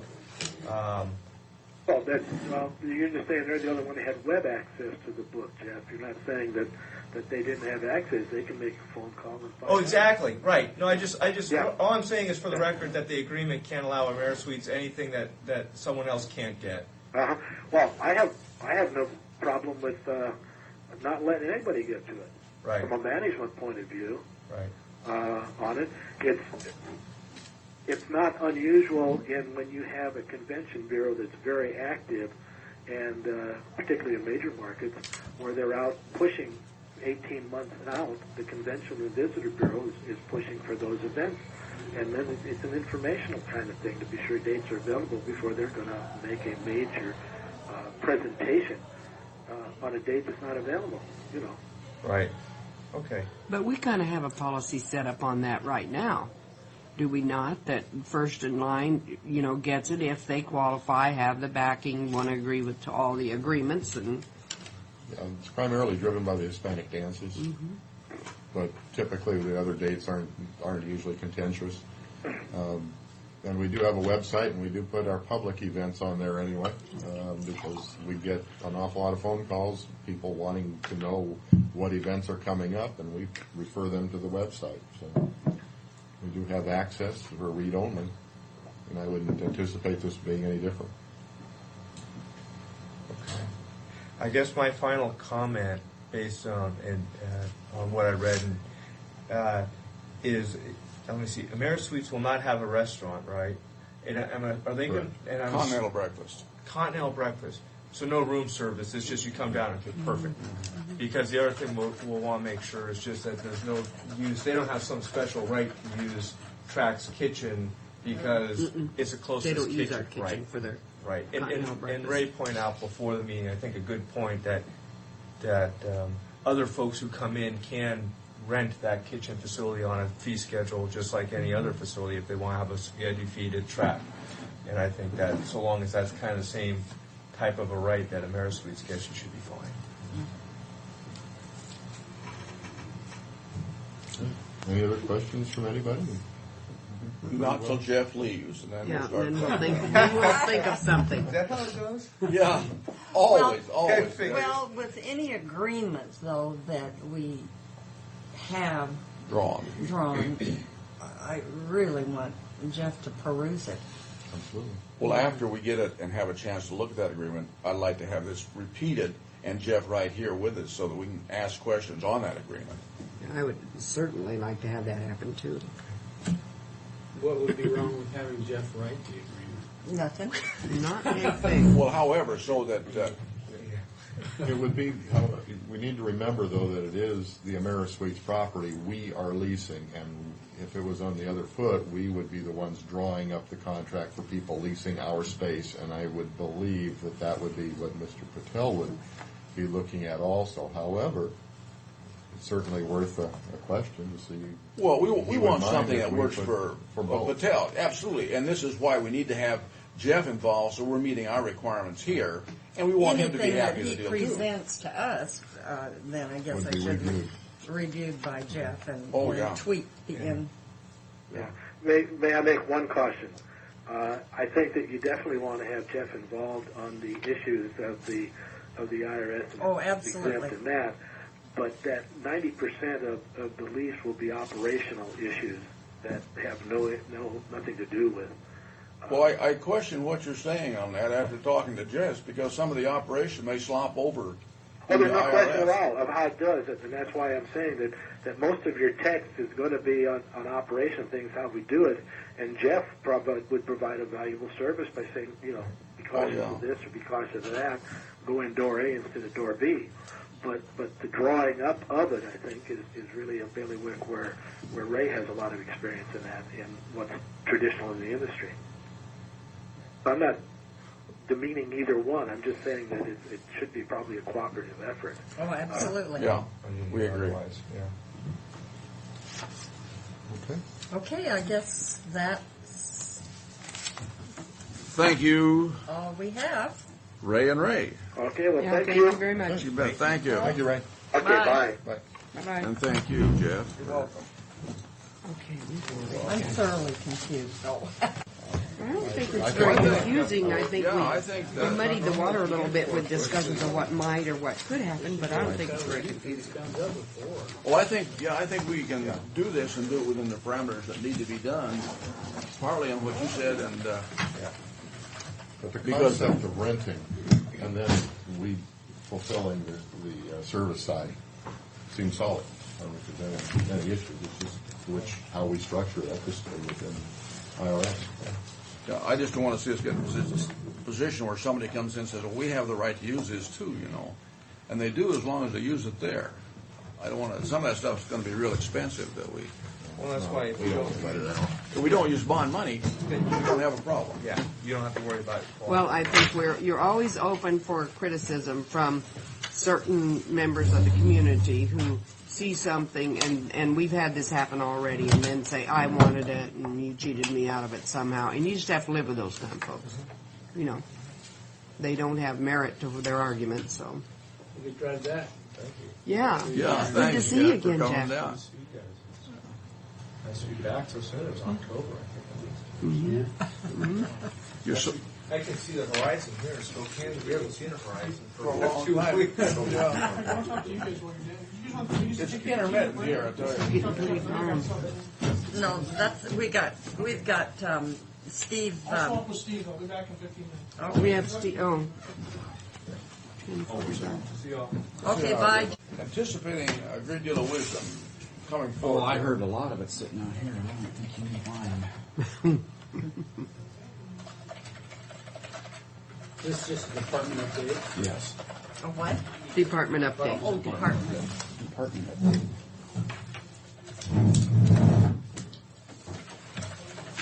You know, I guess I'm assuming you're going to push me back until after the 1:30 when you meet with Public Works. I'm assuming we probably don't have any Being kind of choice. late. And Dave Hopper's coming. Okay, I'll be looking forward to it. Not.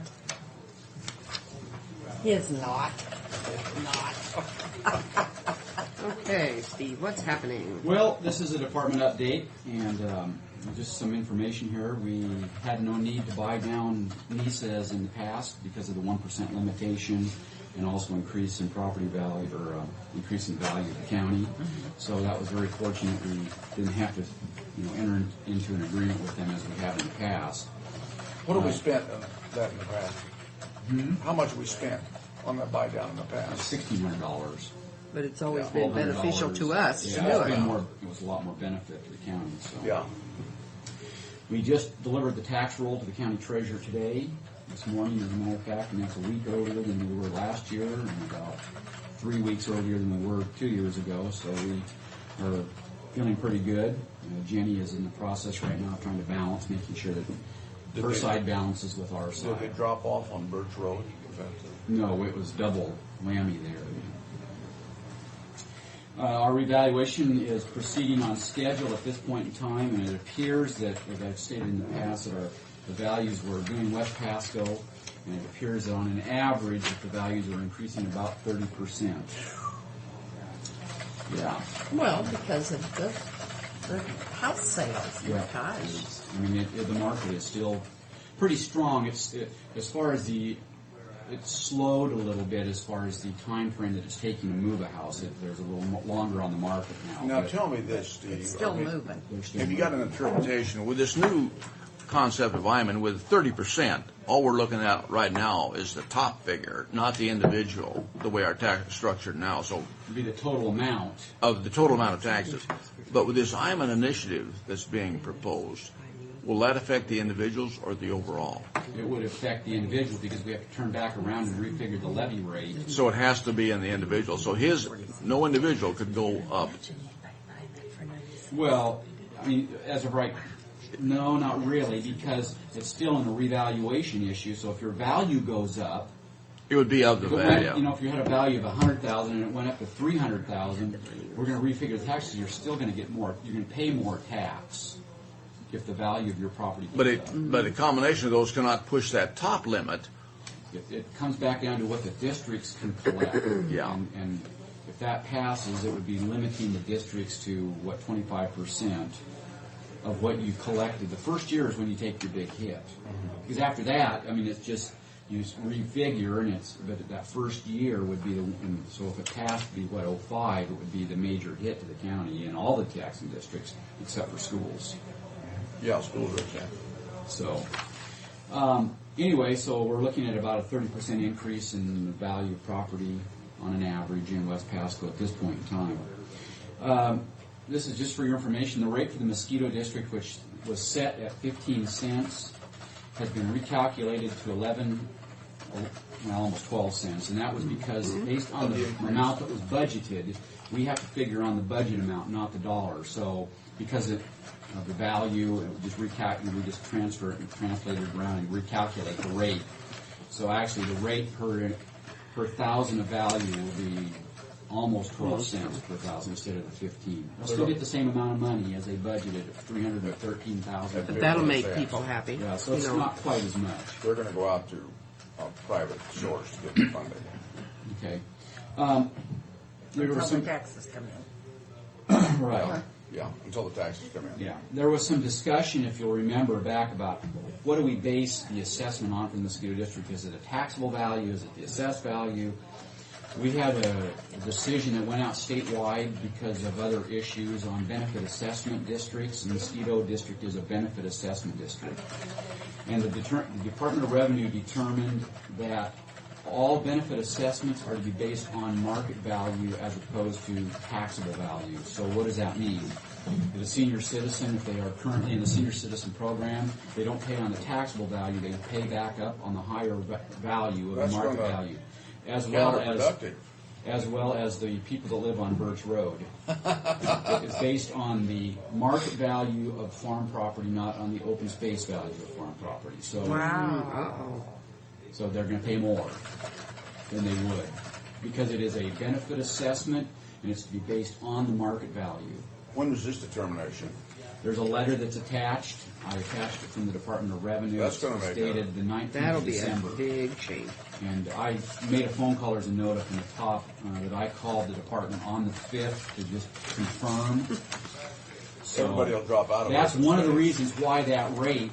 There'll be no reason to be in open space. Well, it's only the mosquito.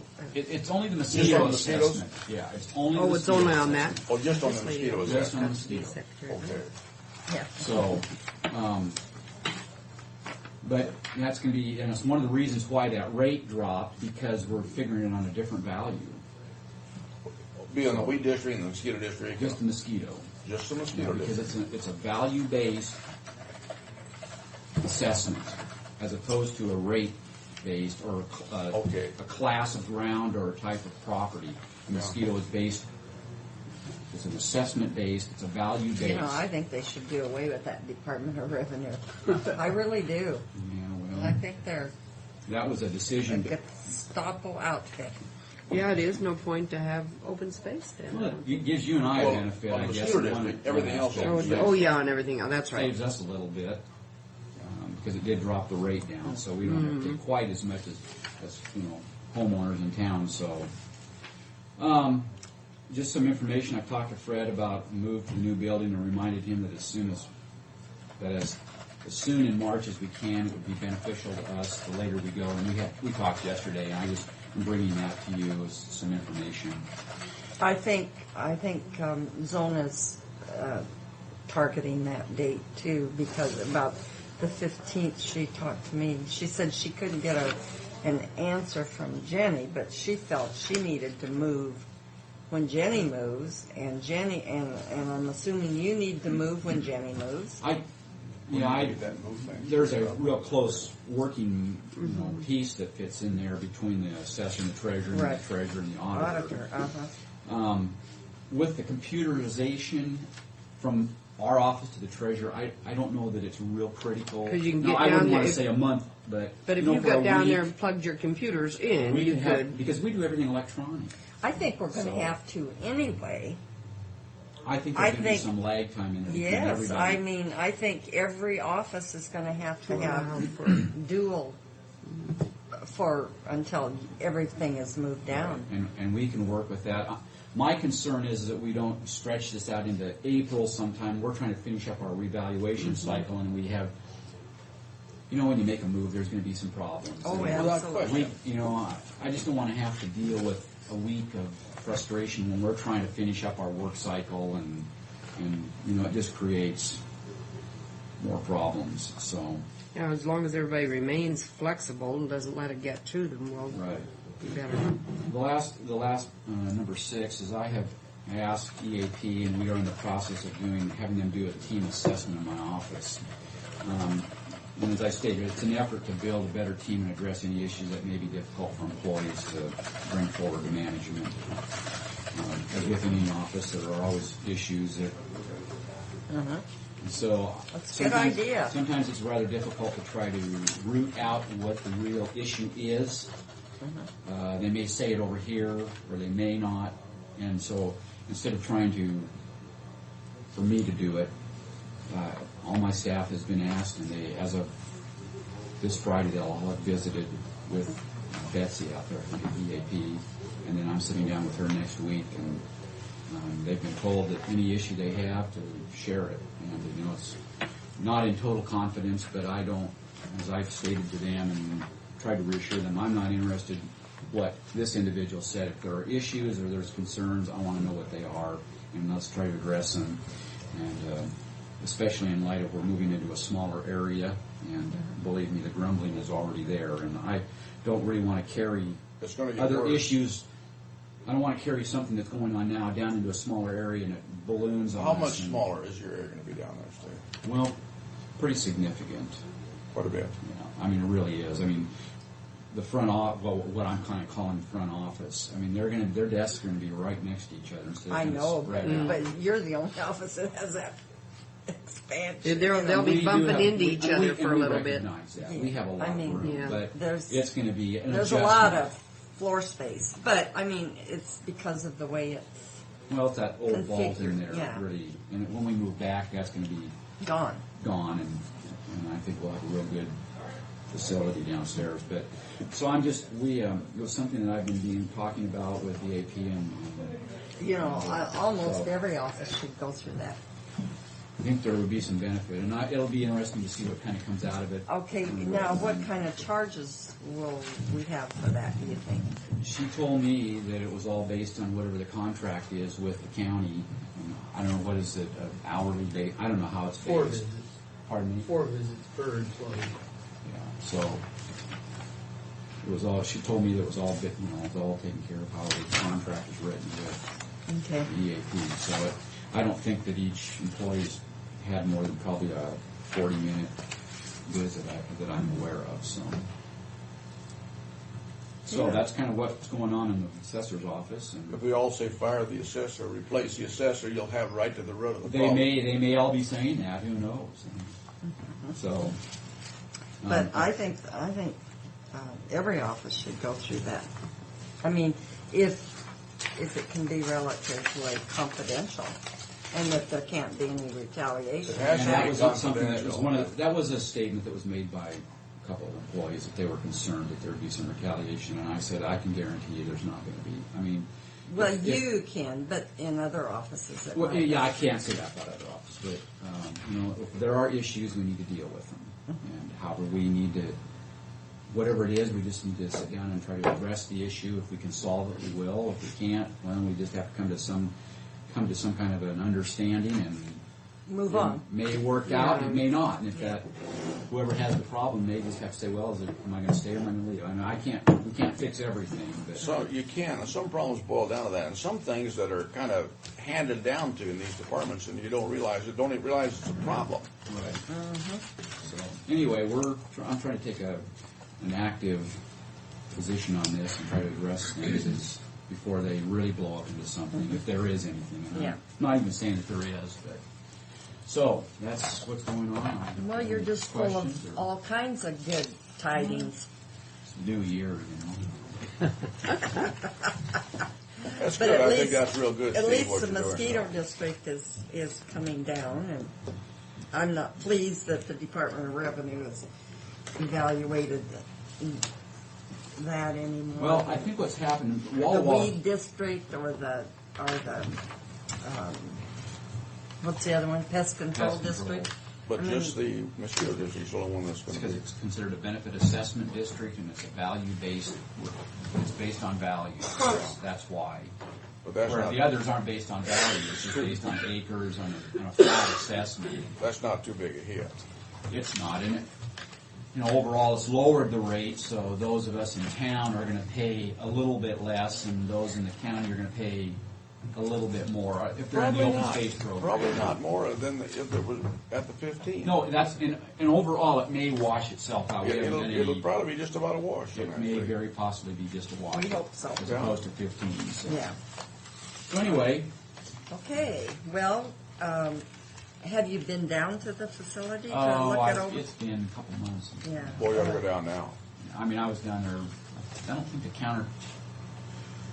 countertops were on and on. Yeah, they're on. It's about cleaned up now, isn't it? I think they're horrible. And I can't remember if they were or not. Yeah, it's going to look pretty nice. Yeah. Well, it will. It will look real nice and I everything. wish we had some windows. That's the only thing that Have being you- there without a window is. If you feel bad about it, please come down to my office. You know, see, that doesn't, I don't even think about I windows. think we're when I around go the to corner work. from each other. Yeah, because most of the time our blinds are closed, so I don't. Well, and you it's- can't see out. We can't. But It's just one of those, it's kind of that natural light feel. It Yeah. makes it feel a little bit like you're not in a closet someplace. Mm. But it's a temporary situation, so Yeah. we'll live with it. okay. Thank you for your time. All Thank you, right. Steve. Yeah. Thank you, Steve. Darren, what?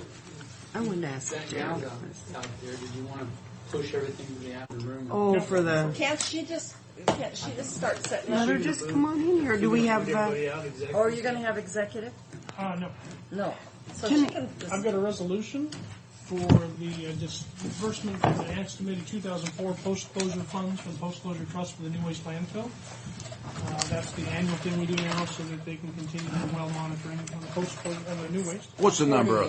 48. 48. I move the approval of resolution number 2004-48.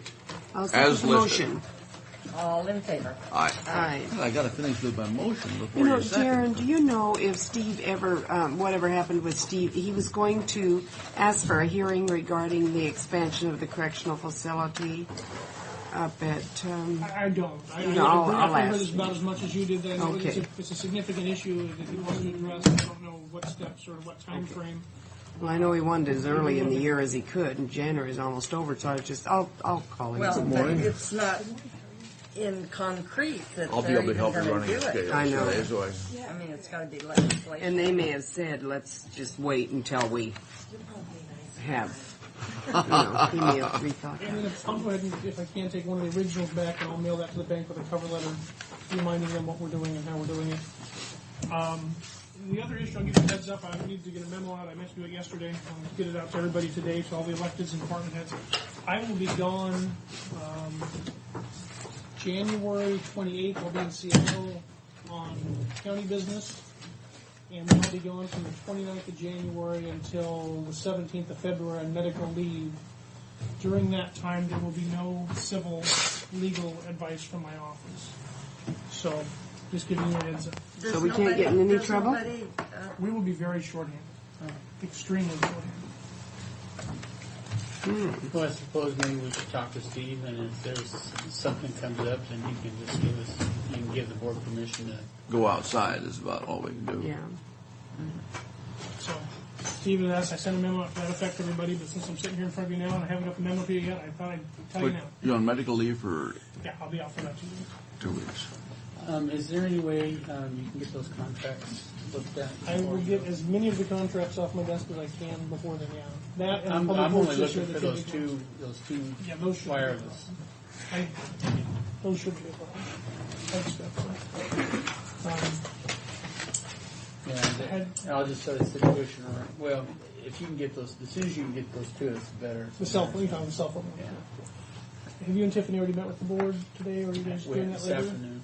Okay, we'll come back to that. Anything else for the legal department? Nothing. Get out of your way. Well, thank you, Hey, Dan. Thank you, Darren. Recess till 1:30. Okay. Look at, I got a book for you. It won't take long to award the bid. We had a couple of pretty good bids. More. How long did it take you to put something like this together? Well, we didn't meet Monday, and it's not as bad as it seems.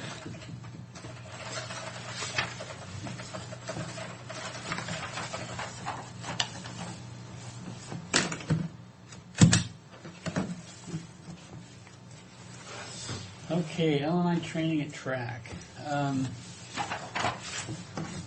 What is that? The risk pool wants to put on LNI training over our county's policies. Tiffany had sent the policies out to them, and they are putting together a program, and they're going to give it to the management. And so, with that, they want we need to have a room that holds about 30 people, but we want to have tables so we can take notes and stuff, which would be held on a track. So You don't look like Pam. She told me she'd rather have me come. That was very stressful this morning. Not really. Make her come alive then. you can come on up here now. Keep your lunch. So with that, I called Track and asked what it would cost to rent the room and have coffee, and it'd be under $200. So I have a resolution here. If you're so inclined to allow it to happen, to I move the approval. I'll second. Aye. Aye. Well, just wait a minute. We don't even have the resolution yet. We It's right in front of us. You can read it. All we got to do is sign it. That's collective bargaining. Oh, I thought it was that one. That's how much you read. I know it. I got to get out of here by 2, I'm telling you. You know, you have it in the agenda, but I don't have it in this packet here. We voted to authorize it. Okay, all in favor? Aye. Aye. If you haven't seen the resolution, how can you ask us to vote in He favor? explained You're it to us. contradicting your previous He statement. explained it to us. See, This is told you. collective bargaining. No, it isn't. Sheriff of It is. Franklin It is. County. It is. God, nobody believes me. No, why we don't. It's the history. We just I'll bring resent it that you're back. right. Trust me. I'll bring it back Monday, I guess. Well, I don't have Oh, so we can't pass it now? We already approved it. We already approved Yeah. it.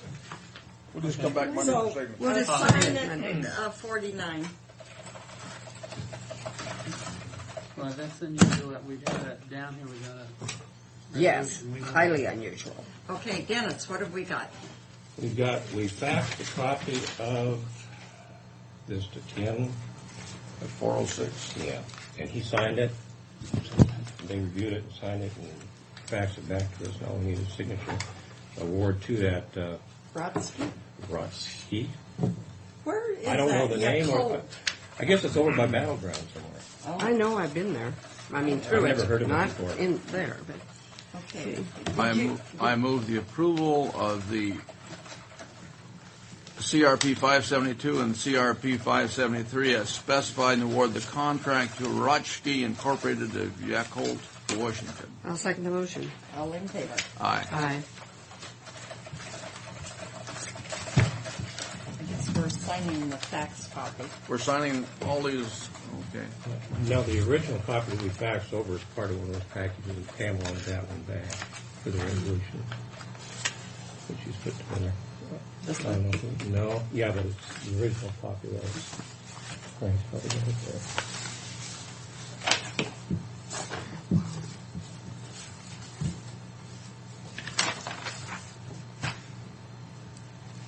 Thank you, Rita.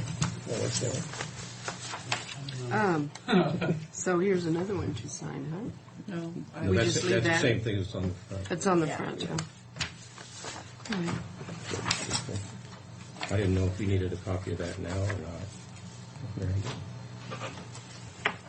You've got to deal with Mary on that. She's tough. She's She's old. tough. She's tough. She really draws a line. I think that's sometimes. what scared Pam away. Probably, Mary. Tough lady. Thank you. All right. Thank so you. We got the van back. Was it gone? No, it You had a didn't transmission leak. It was 3 quarts long, so I filled it up, took it down to the transmission station. It drove fine once I put it back in. Oh, your van. Oh. And the well got stuck this morning. Mm-hmm. I got the Heroes Award for showing up. Uh-huh. Yeah, you would have got the dog award if you wouldn't. That's correct. I've gotten that a lot. You can keep one of them. Okay. Which one is the original? She just needs Probably, one. yeah, she just Oh, she gets two. She needs one. Thank you. Thank you. Okay, Dennis. Bye-bye. Now behave yourself. Be good if you can. I have to. Do you want to go into executive session on the signing of the contract? Fred, just had a question on the first thing on this agenda, the Eleanor training. Is there a resolution for that?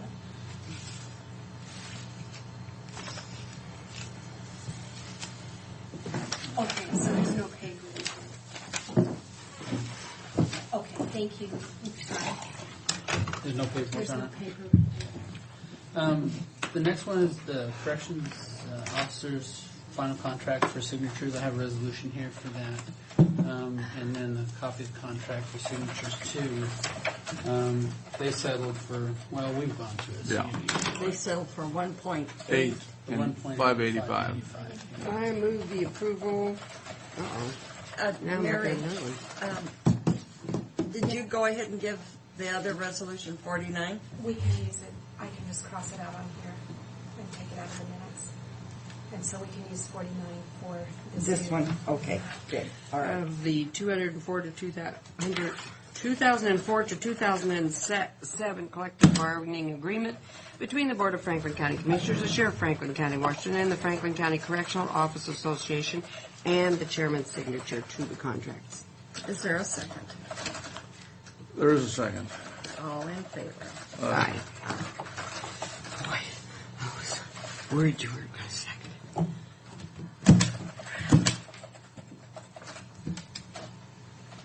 See, I clicked 49 off thinking we were going to use it.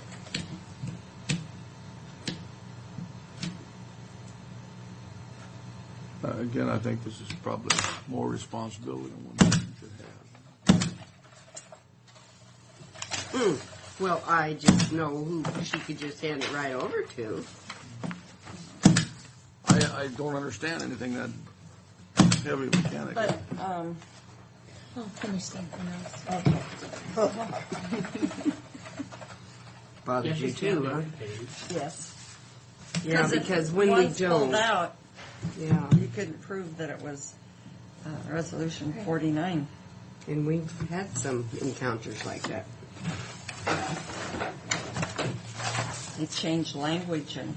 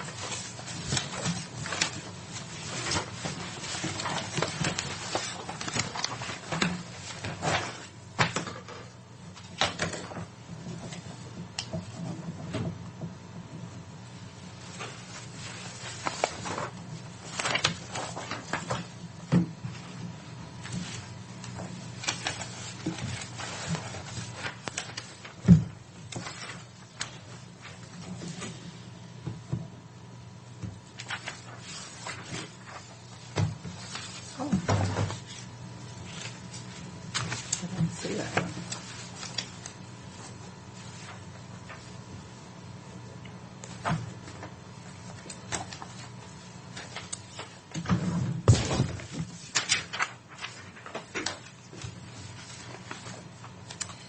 Okay. Number 3, GIS is interested, would like to buy a lateral file cabinet. That was not budgeted in his budget. He's looking for, and it's in your packet, he's looking for one of these 3-drawer instead of the 4-drawer here. And he needs it, so. I don't doubt it is, but why didn't he put it in his budget when it's coming into January? Really, he should have had it in his budget. Well, normally that stuff gets taken out of the L&I, so that's not, office furniture aren't normally put in there, and I'm not going to make it. Not a file cabinet. Not file cabinets. It has to be It's something that's Just chairs and that pertinent type to of your and safety as L&I. Well, if you're not so inclined to take it out of L&I, I'll have to just go back and tell them to have to do the best to take it out of your budget, or else you can't have it. Find in his budget, because it's not an L&I expense that I can see. Well, we can approve it based on him finding the money in his budget, depending on where he finds it. Well, Do we Well, have I need to You're anything ahead in of the us. capital outlay budget? We didn't put anything in the capital outlay for purposes of equipment. So, No, we did computers. we did computers.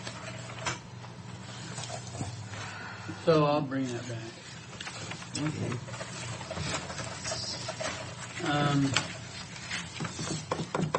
The next thing we need to do is go into executive session. I have Verizon and Cellular Wireless is on here, but I need to go into executive session with contract negotiations on that. And then we have personnel contract negotiations. So I think we'll go over that with Tiffany's here, and she will have to set through the Verizon one. Okay. So how long? You know, I would probably say a good Half hour? Yeah. She's going to leave by 4. Well, by By 2. But that's okay, because what you've got, those are the, anyway. I was going to say 20 minutes, but it all depends on Okay, well, how much we want to discuss it. Really. Yeah. And we need to do the commissioner's, New thing. for She's gonna this. do that, Yes, Neil. I have it. yes, I knew you'd Yeah. talk to her about that. But I'm just reminding her. Because I'd rather do it now than wait till July filing. 1st, yeah, Till filing. What are you doing? the new salary schedule. Oh. You want me to? I move the approval of the 2004 cost of living adjustment for elected official department heads and non-bargaining personnel, and continued approval of the salary administration procedures, and approval of the county, for the county to contribute up to a maximum of $585 towards the medical, dental, vision, and life insurance plans. I'll second the motion. All in favor? Aye. Mary, we'll just wait on the number on this, because don't you have to stamp all those pages? I do, but I can turn it back if it's easier. Oh, well, you can, That'll be resolution 50. yeah. Fred, you cause so much trouble, Fred. And you and Tiffany together will never get anything.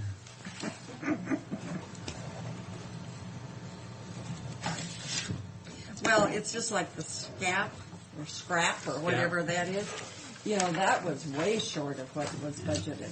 We knew we took a risk when we budgeted. Yeah. And that's what he said at the time, really. But I think that's ridiculous that we lost those federal prisoners, because that was pretty good money. Yeah, I can't totally agree that that would be the only reason. Me either, Frank. No, Because that's- why would they go across the For $20 river? more, In yeah. fact, I think we should write our congressman and say, why are we wasting money like this? Well, when he's telling me, I'm not going to sit there and say, oh, well, I think you're full of BS. I'm just Well, no, I agree with you, but we need to have them come in and visit with them, and then have them put together a letter. Let them put together a letter for us to send to the congressman. You know, I think that's, yeah. Heidi, this is Sue Miller. Would you why tell would they Krista I'm pay not going to be able to keep 69? that appointment? If they can get it for 49. She hasn't been on. But even why would they pay $18 more a prisoner? That's Okay, significant well, I'll have dollars. to try to catch her next week then. I told Tell you her I what, really what excuse I apologize. heard. Because he's got more, Thanks. Bye-bye. they've got more programs over there, I think. That's not what he told me. So, all What right, did he tell we need you? to go back into executive session on contract negotiations for the cell tower. For about how long? Probably 15 minutes, I think.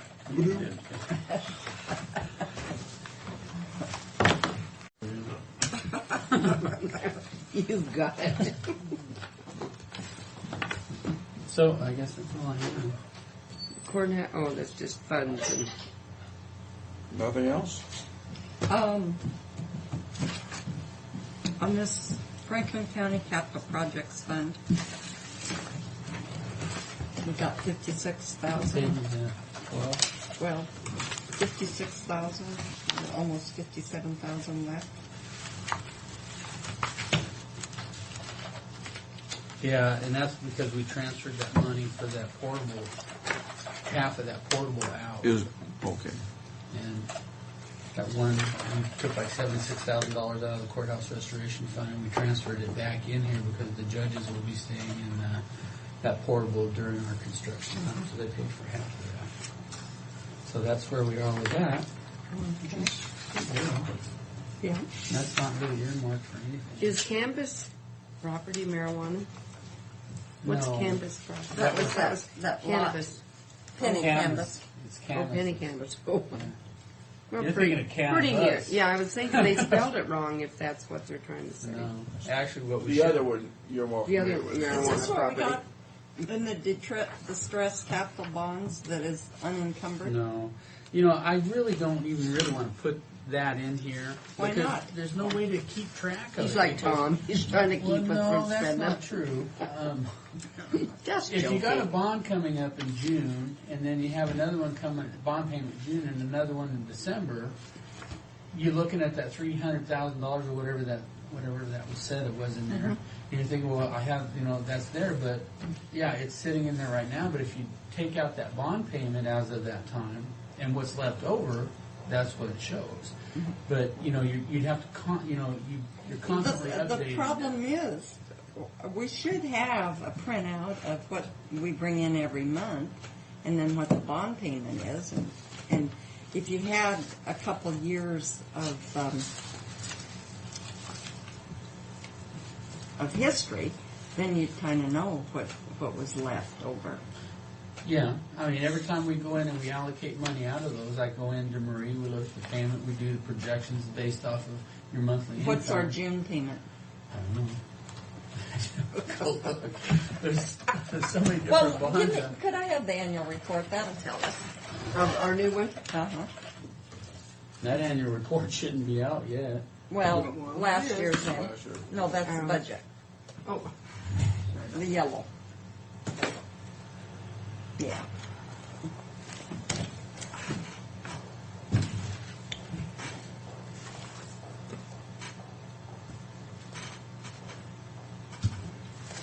Debt service.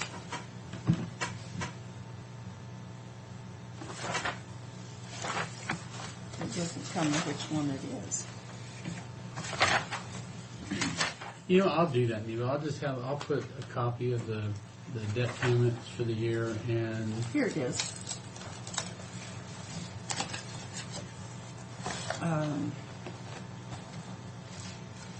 Distress County, the principal.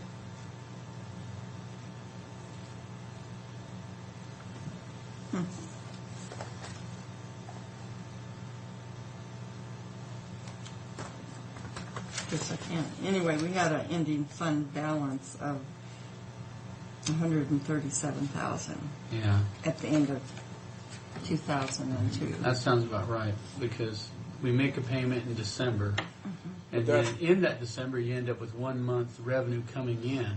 But we had money, we had revenue in that line item before we ever started making payments on that. Yeah, I think it was she doesn't show me the 127,000. revenue. That's the. Are we finished, Madam Chair? I have one or two more things. What do you have, Mary? On that Land's End bill, it is to be reimbursed by Land's End. It was for election shirts, which the employees pay personally, but Land's End didn't have a FedEx account, and somebody used it to send back, and then Diana's going to attach a copy of the check that comes back on Tony's voucher. And then on the Costco membership dues, those are the two.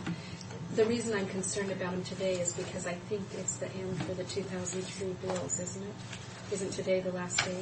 I'm not sure. I don't really know. I think you're right. So I don't know what you want to do with those two, but this morning you did not approve them. Well, yeah, let's approve them now. Is that all you have for me? I guess. Dave Hopper's coming. Thank you, Fred. I'm not too sure which is worse, Jared or Dave. Okay. I move for approval of current expense voucher number 37619 and current expense voucher number 37608. Second the motion. All in favor? Aye. Now, do we have to sign these or anything, or just? I'll just go with regular vouchers now, won't Mary? Just stick them right in. See, we Is paid that all? Or out do you of have that other? fund. We received 596, Frank.